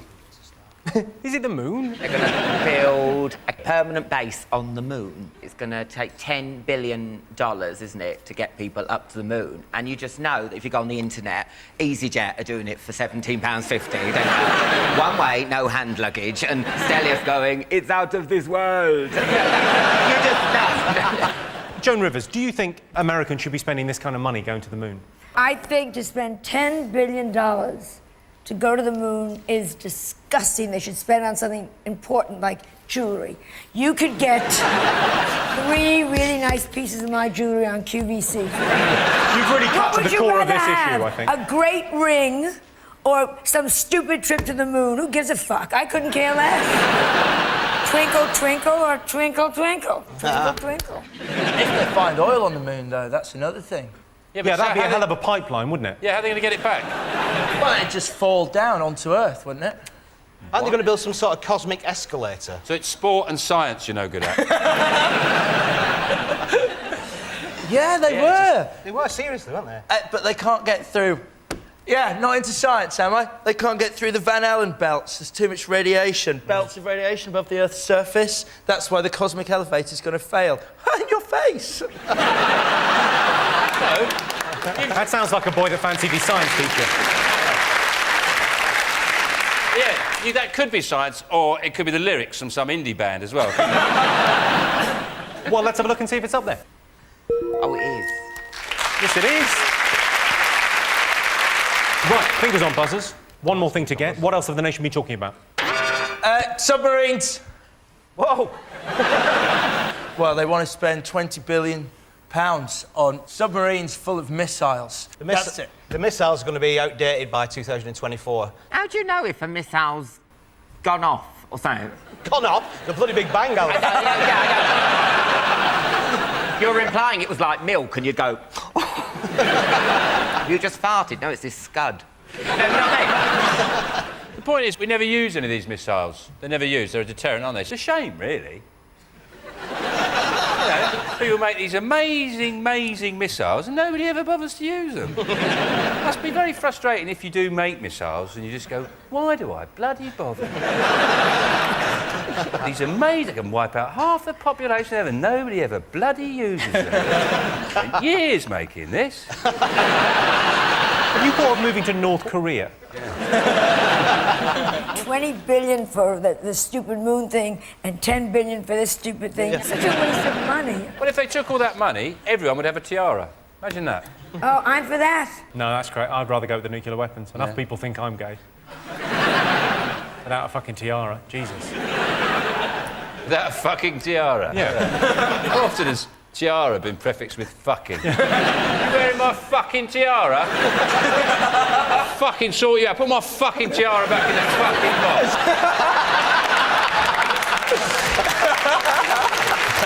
Well, let's see if Trident is up there. Yes, it is. This is the news that the government is spending £20 billion on replacing Trident. £20 billion seems like a lot of money to spend, but it is only 10 pence for every person they're going to kill.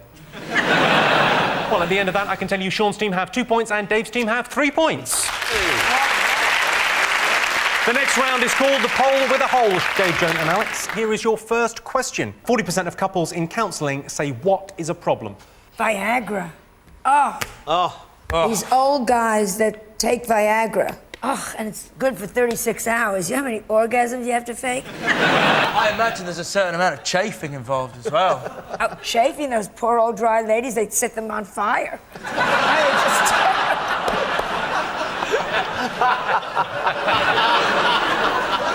That's a painful image, isn't it? I imagine Sting would quite like it, though. He does 15 hours with his tantric sex. Is that what he says? Even a terrific swordsman, after 6 hours... Swordsman? Where are you from, the 17th century? Yes. Snoring? Oh, you can talk. Oh, brilliant. You snore in the most monumental way, my friend. Thank you very much. I should explain to the viewers that David and Dave are having an affair. Does it hurt not locking the bathroom door when she goes to the toilet? They go and sit on the toilet and just leave the door and keep walking in going, oh! But what about men that leave the toilet seat up and they go all over? You know, you've got a pointer and it's a lit room, for God's sakes. A woman I could understand if we were standing up with a penis, because you'd be looking around, oh, I'd redecorate, you know. So I could see what... I'll give you a clue. It's to do with computers. Watching porn on the computer. That's the correct answer. Well done, Joan Rivers, yeah. Yes, 40% of couples in counselling say internet pornography is a problem. I think they should change the internet's name to the pornography. I was on the pornography the other day, and do you know what? You can buy train tickets on it. Brilliant. 3% of Brits would like Tom Cruise to what? Come out of the closet. Just a joke. And he wouldn't come out of the closet anyhow. He's short. He'd come out of a cabinet. So it's just a joke. Have you met Tom Cruise? I produced a salute to him. You produced a salute to him? He was honored, Jimmy Stewart was honored, and Gene Kelly. It was a great evening. In fact, Miss Rivers was there with her good friend Roddy McDowell. That's right. And... they're all dead now. They're all dead. All dead. That must have been the catering then, was it? Have you met Tom Cruise a few times then? I think he's here. Yes. He's lovely. He's very charming. What do you think 3% of Brits would like Tom Cruise to do? Make Rain Man 2 The Revenge. I would so love that. What happens in Rain Man? In Rain Man, he's got an autistic brother and he counts matches. That's the only important bit. Maybe it turns out in the sequel, it's just luck. Every time it's 74, nobody bothered to count them. It's just a chance he's not autistic. He's taking the piss. Yeah, these autistic people, they've had it too easy, too long. No, I didn't say that. I'm talking about the film. I have two cousins that are autistic. What are they called, David? Be some weird name like Clitty or Clitty and Anus. Yes, they're... He got their names right. It's Clitty and Anus. Just came to me, Clitty. I found it. Time for everything before you pipe up. I was amazed it was on your mind, yeah. I'm going to tell you, 3% of Brits would like Tom Cruise to play them in a film about their life. That's a nice way of saying 3% of Brits are teeny tiny weirdos. So at the end of that round, Sean, David and Alan have 2 points. Dave, Joan and Alex have 4 points. Yay!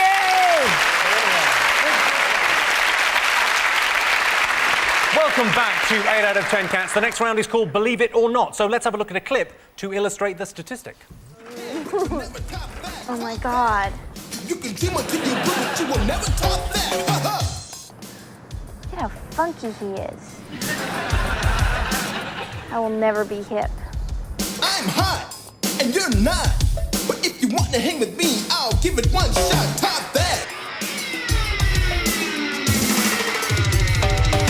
Supersonic, idiotic, disconnected, not respected. Who would ever really want to go and top that? Such a waste of pretty face, but hanging in your nose space. I wish that you would take a look and really stop that. What's this? Stop that. What gives? Top that. I don't really give a about trying to stop that. Top that. Big deal. Stop that. Unreal. You can try to, you blue. I will make a fool of you. Top that. Top that.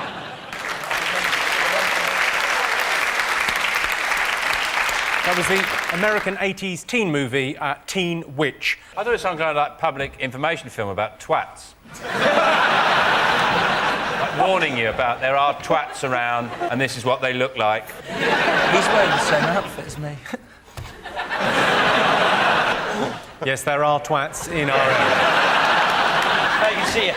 Here is your related statistic. 34% of adults would rather be a teenager again than win the lottery. Do you think that's true or false? Well, I know I would never want to win the lottery. I think it's a curse to win a lottery. Right? What?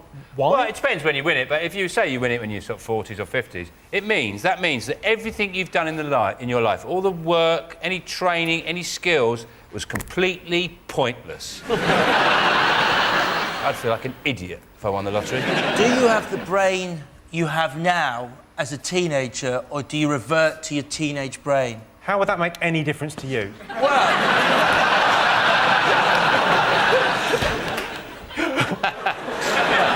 You look all sulky now. He's sulky now. I just want, wanted just a bit of, attention. Too much happens when you're a teenager. Too My God, confusing. the first date, the first kiss, the first sex, the first drugs. I mean, that was an afternoon. I mean, it just was too fast. But I had a cousin who won the lottery. What's her name? Chlamydia? I think her name's Veruca cystitis, if I'm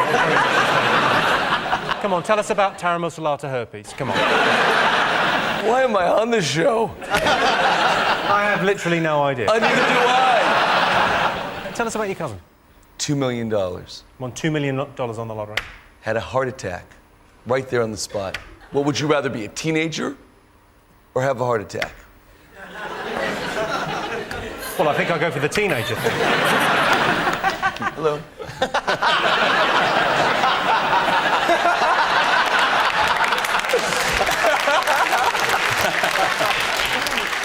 I once convinced my friends when I was a teenager that I bought a hoverboard in the US from Back to the Future 2. David probably sells them on a website. I'm pretty sure he does. I'll check.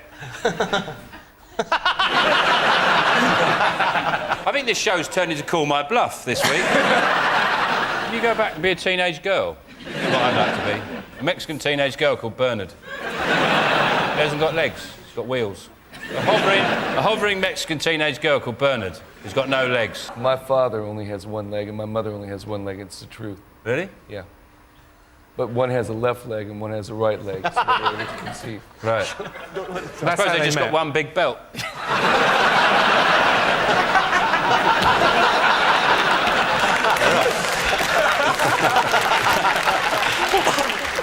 34% of adults would rather be a teenager again than win the lottery. True or false? I think it's higher. So it's false. Dave's team, what are you guessing? We said true. OK, I can tell you the answer is false. Very good. So at the end of that round, it's 3 points for Sean's team and 4 points for Dave's team. And the winner is the name of our final round. Here is your first one. Worst way to be woken up. With an erection. In your back.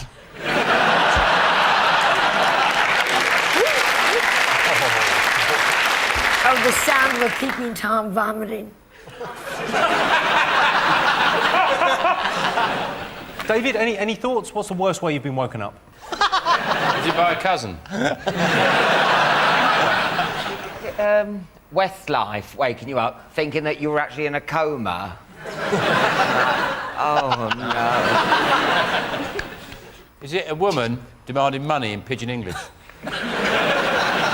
The sound of waves crashing against your plane windows. Oh. It does involve water. Well, just being in the womb.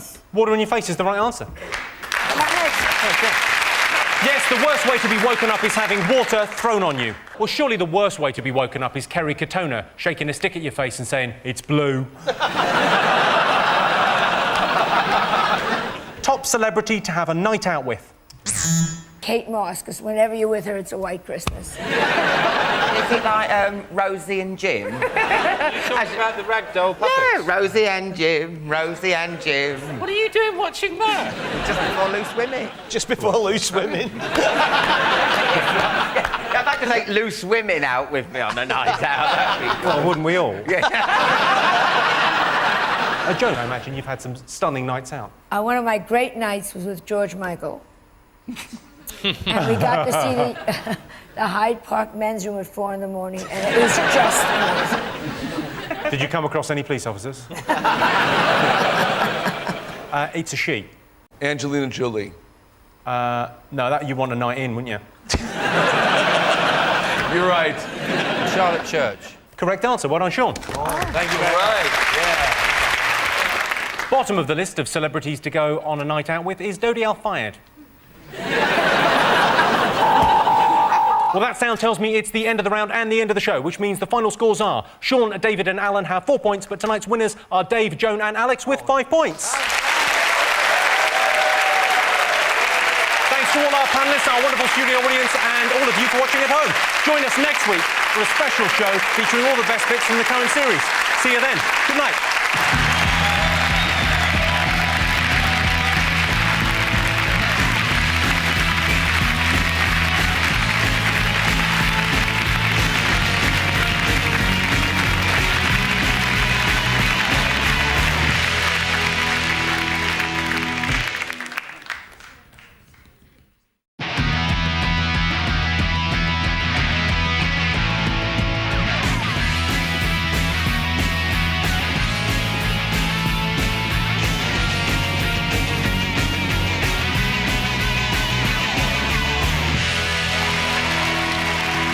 Welcome to the best bits of 8 out of 10 Cats. On tonight's show, Vic Reed, John Barrowman, Nikki Graham, Louis Walsh, Alan Carr, David Guest, Lee Mack, Ulrika Johnson, Bill Oddie, Michael McIntyre, and their captain, Sean Locke. And facing them tonight, Johnny Vegas, Joan Rivers, Jason Manford, Griff Rhys-Jones, Jade Goody, Alex Zane, Frankie Boyle, Boyd George, Fiona Allen, Pierce Morgan, Chris Addison, and their captain, Dave Spikey. Now, here's your host, Jimmy Carr. Welcome to 8 out of 10 Cats, the show about opinion polls, surveys and statistics. This week we're bringing you the very best bits from the latest series. Our first round is What Are You Talking About? Every week we team up with a leading polling organisation to find out what the British nation is discussing, and it's our panellists' job to guess the 5 most popular talking points.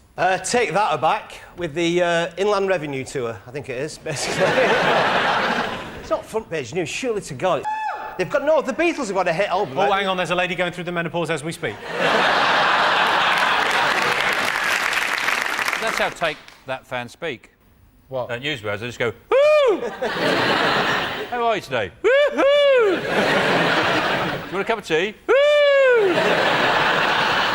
Why are they called Take That? What's the name mean? On their video, they had this thing saying, if you don't like it, throw it in the bin, take that. Do that again? If you don't like it, throw it in the bin, take that. That's my favourite thing you've ever said. Those are the instructions that come with their video. Well, they said it. I promise, I watched it at my caravan with my friends. Wow. Oh, yes. I imagine that was a party. Yes, Take That have returned to the top of the charts. The reunion took longer than expected to put together because no one could remember who Howard was. They spent 6 months rehearsing with a bloke from the Halifax advert.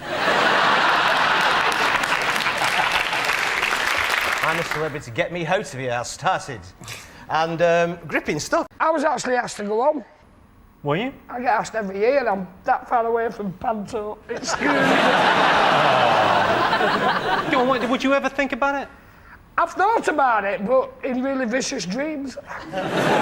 Just turn up the first night, eat every bit of rice in the camp, stand there looking menacing, and then set your own camp up 10 yards away going, one of you will die tonight! I like David Guest. I think he's great. I think he's great entertainment. Right, well, don't you agree with that? Well, that's like, I mean, there's lots of great documentaries about Hitler. Well, this man's nothing like Hitler. He's done nothing wrong. I vote for him. I want him on the Bush-Tucker trial. I'm obsessed with seeing him repeatedly on television. I like David Guest. Is he very gay? Is who very gay? Is he very gay? Well, Michael. No, don't do that. Well, in fairness, you are wearing a pink shirt and saying, I love David Guest. mentioning my sexuality to Jimmy. Like Jimmy knows of my sexuality. Jimmy knows. He's definitely gay. To get on this show, you have to have a medical with Jimmy. Yeah. My wife is obviously squirming watching this. Thinking, oh my God, I've married a gay. Oh, let's have a look and see if it's there. Yes, the latest series of I'm a Celebrity started this week. Fashion designer Scott Henshaw said he tried to turn the other men in the camp gay. What, Jason Donovan, David Guest and Tommy Anstis? Good luck with that. I saw you went straight, you cut to me after the gay joke.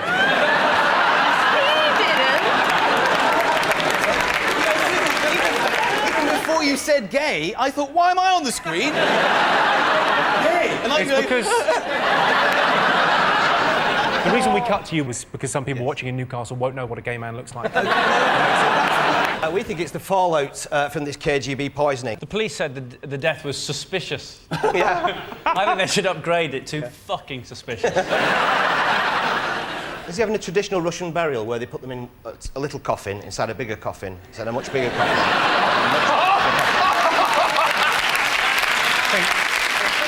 I think you'll find, David, traditional Russian burial, you have to dig your own grave. Ah, But don't blame me, blame Stalin. No, on a serious note, we dated her because it was on the planes. Yeah. It was in a bag. Yeah. Unless they put it in TK Maxx, you'll be fine. They found it in a restaurant, they found it in 2 hotels. On a humpback whale. Humpback whale's got a 10-foot dick, hasn't it? Sounds like the start of a song. Yeah, I was going to say.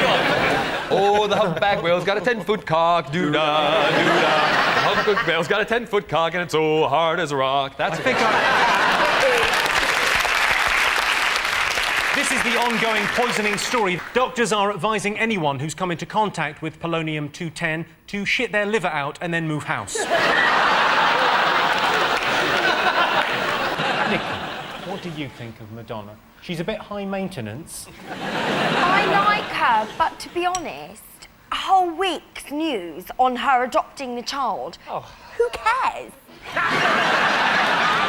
You're a big brother.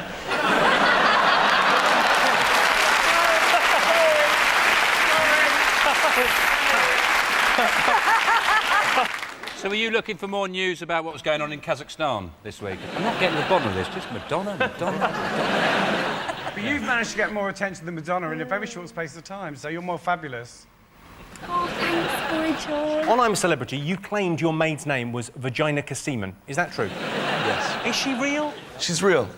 Are you sure she's I'm real? positive she's as real as this set is real.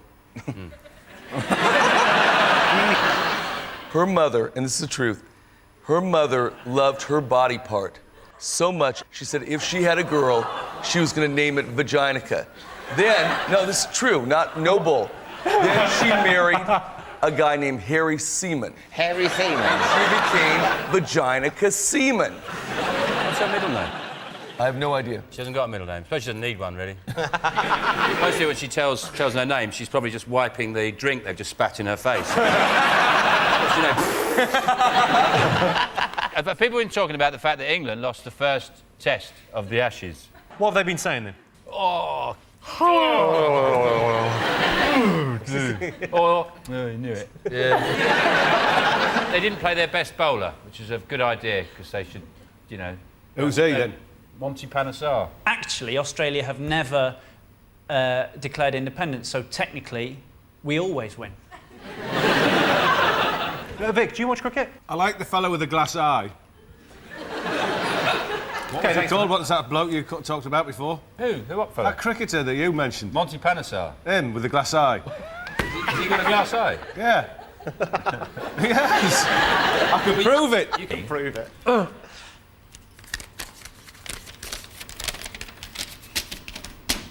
What's that say there? Look.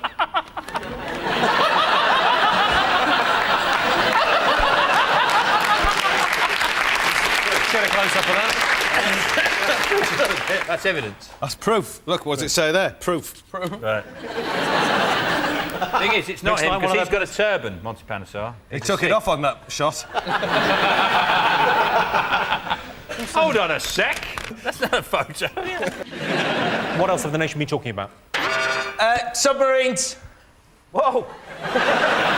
Well, they want to spend £20 billion on submarines full of missiles. That's it. The missile's going to be outdated by 2024. How do you know if a missile's gone off or something?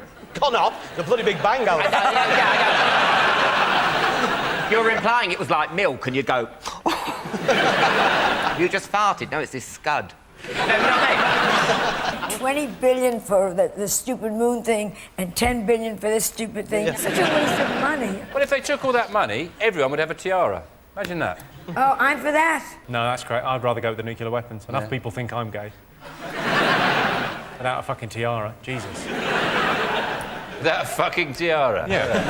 How often has tiara been prefixed with fucking? You wearing my fucking tiara? I'll fucking sort you out. Put my fucking tiara back in the fucking box. More revelations in the McCartney divorce proceedings. All that business rumbles on, doesn't it? I'll tell you what, I wouldn't want to be the fella that introduced them. All right. I introduced Heather Mills to Paul McCartney. Why? Exactly. That's exactly what he's asking. Don't you think she's awful, Heather Mills? Yeah. He's Paul McCartney. You know, he wrote yesterday. She's Heather Mills. And today, and he'll probably write tomorrow. He's a relentless worker. I think the obvious thing, though, is that mostly when you meet a very beautiful woman, you assume there's a catch. There must be a catch. It can't be this good. And he thought the catch was the leg. Oh, it wasn't. But this would never have happened to the Stones. None of the Stones would have ever married a one-legged nutter. The one thing he said was, she threw a bottle of ketchup at him. Right. And he's still not got it out his ear, has he? But the thing is that, I like the way even celebrities can't have an argument without doing some product placement. You know, it's like, oh, he threw some Heinz ketchup at me, and then he put some Marmite bottles in a sock and hit me over the head and tried to choke me with Jaffa cakes and sprayed Jif in my eyes. Heather is going through a very rough time at the moment, and if she were here, I would tell her, time heals all wounds. Well, not that, you'd have to be a starfish.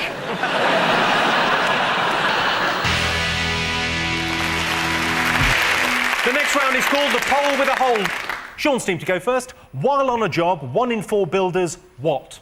Is it compliment a young lady on her massive tits? If only it stopped at that, I have to say, as a matter of fact. Would they compliment you as well on your massive tits? All right, Bill! Hey! No, it's Bill. B-I-W. It's Bill. So, and you can tell how they're spelling it just from them shouting. Oh, yeah, absolutely. I've never yet been called by my name properly by Bill. It's always Bill. I bet it's not always Bill.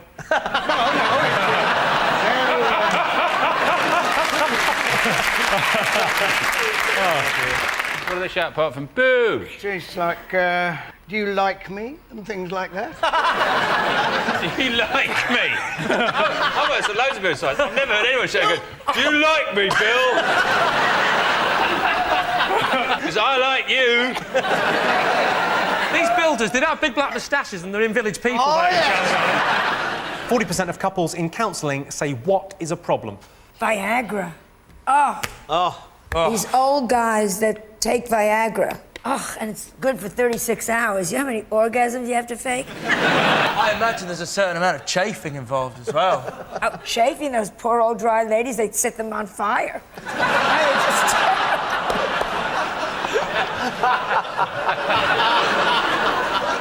That's a painful image, isn't it? I imagine Sting would quite like it, though. He does 15 hours with his tantric sex. Is that what he says? Even a terrific swordsman, after 6 hours... Swordsman? Where are you from, the 17th century? Yes. 20% of Brits have sent a text message, what? Is it 20% of Brits have sent a text message when really a bunch of flowers and a deepest sympathy card would have been more appropriate? Is it putting a kiss at the end of the message, then deleting it, then putting it back on again afterwards? Do you ever do that? No, I should. Yeah, I will. No, I won't. I like it when you do, Dave. 20% of Brits have sent a text message playing the game Fuck You Roulette. which is where you type "fuck you" into your text message and then just go through your contacts like that. 1 in 5 Scots say they drink because what? Because they've run out of heroin.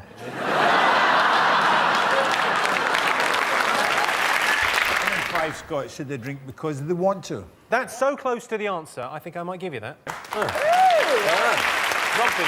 Yes, 1 in 5 Scots say they drink because they want to get drunk.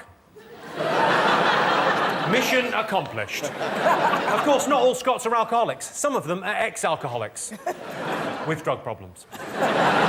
Jimmy Carr is performing at this year's Glasgow Festival, where he will be ripped to fucking pieces.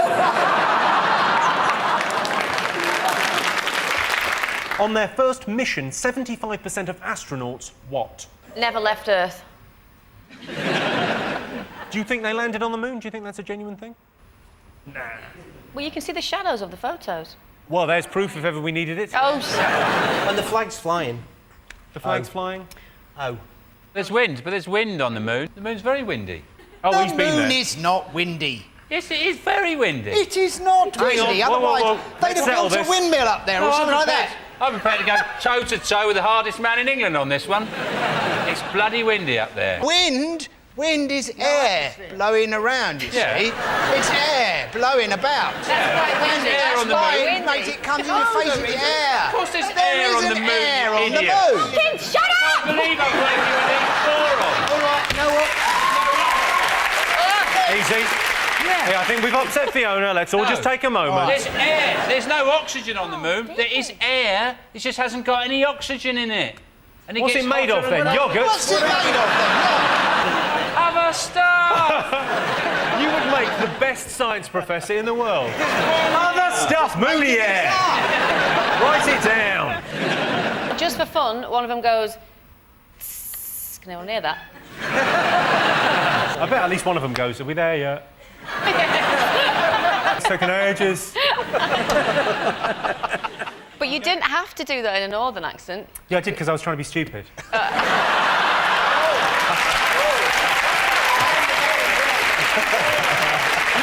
3% of Brits would like Tom Cruise to what?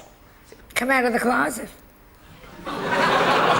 Just a joke. And he wouldn't come out of the closet anyhow. He's short. He'd come out of a cabinet. So it's just a joke. Have you met Tom Cruise a few times then? I think he's here. Yes. He's lovely. He's very charming. What do you think 3% of Brits would like Tom Cruise to do? Make Rain Man 2 The Revenge. I would so love that. What happens in Rain Man? In Rain Man, he's got an autistic brother and he counts matches. That's the only important bit. I have 2 cousins that are autistic. What are they called, David? Be some weird name like Clitty or Clitty and Anus. Yes, they're. He got their names right. It's Clitty and Anus. It just came to me, Clitty. I found it.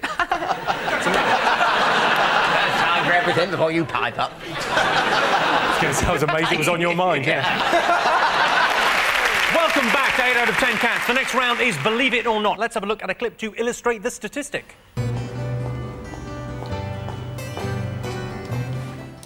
Suda, I don't seem to have an email from you again. Really? I sent it at 3. Well, it's not here. I don't understand. I sent it. I thought you wrote down how to do it. Yes. Well, perhaps you wrote it wrong with your dyslexia and all.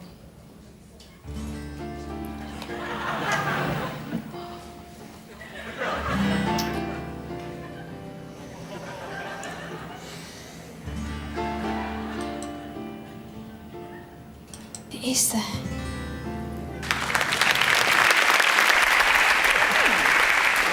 That was a clip from a training video for office managers. If you've got dyslexia, there is a number you can call, but pointless giving it to you. You won't be able to write it down, will you? Your related statistic, 16% of bosses have made a decision based on their horoscope. Do you think that's true or false? It's all bollocks. Apart from the magpies, obviously. You've got to see 2 magpies, haven't you? That's typical Or else you're in the Scorpio. shit. Well, hang on. You must see 2 magpies every day, surely. Several. Would you call yourself lucky? Absolutely. Every time I go past a building site, somebody goes... Come on, then you get lucky. Bill, come here! I want to make love to you, Bill! I don't think it's ever happened before, but I imagine this weekend it's going to be happening a lot. Builders, if you're watching, please, for us. Can you make bird noises? I Some of them, yeah. I would like a chaffinch. No, chaffinch, all right. It's like a fast bowler running up, and so he goes, bowl. That's countdown. No, he comes up, boom, boom, boom, boom, boom, boom, diddle-diddle-diddle, bowl. Well, that's what the bird makes that noise. Did Bill just stand up then? Amazing. That's extraordinary. A man actually gets out of his seat and is smaller than when he was sitting down. Bill Oddie, I've had it up to here. Have you really had Bill Oddie up to there? You bloody haven't. Yeah, I used to work on a building site, Lee. 34% of adults would rather be a teenager again than win the lottery. Do you think that's true or false? Too much happens when you're a teenager. Too My God, confusing. the first date, the first kiss, the first sex, the first drugs. I mean, that was an afternoon. I mean, it just was too fast. But I had a cousin who won the lottery. What's her name? Chlamydia? I think her name's Veruca Cystitis, if I'm Come on, tell us about Tara Salata herpes. Come on. Why am I on the show? I have literally no idea. Neither do I. Can you go back and be a teenage girl? That's what I'd like to be. A Mexican teenage girl called Bernard. He hasn't got legs, he's got wheels. A hovering Mexican teenage girl called Bernard who's got no legs. My father only has one leg and my mother only has one leg. It's the truth. Really? Yeah. But one has a left leg and one has a right leg, so they're able to conceive. Right. I suppose they just got one big belt.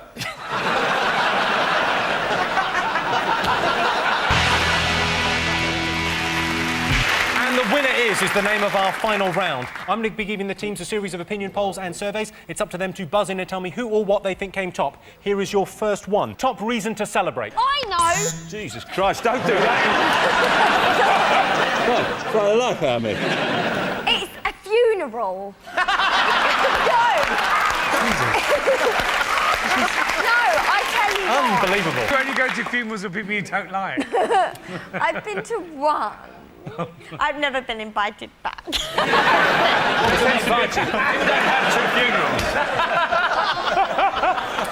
Oh, I've been to one funeral, I didn't get invited back.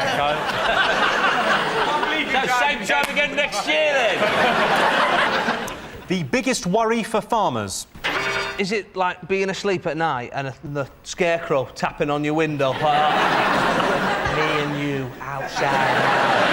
I'm just going to put my killing head on. Britain's favourite noise. Is it that honking noise that women's breasts make when you go like that?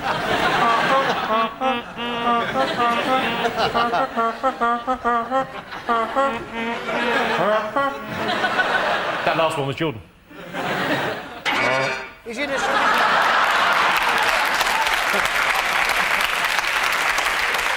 That's the biggest hit I've ever seen.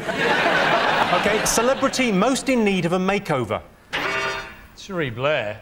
I think probably the most honourable thing I ever did was I bought some pictures of Cherie Blair topless off the market and didn't publish them. There are just some things you can't... What, you just kept them for yourself, you dirty self? Well, they did one on Anne Widdecombe, didn't they? That was fantastic, obviously. But it's pointless, isn't it? It's like sprinkling glitter on dog shit, isn't it? Best way to become famous. Is it sleeping with Simon Cowell? Is that how you did it? No, that's something.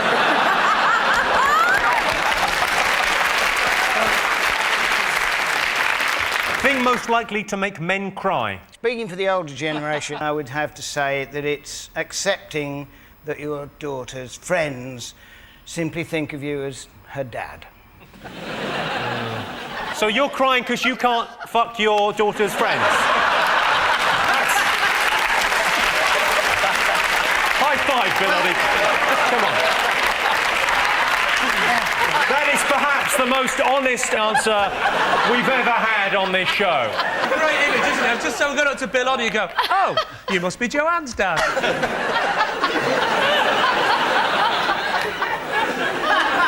Welcome to Springwatch. I've got some binoculars. I'm in a shed.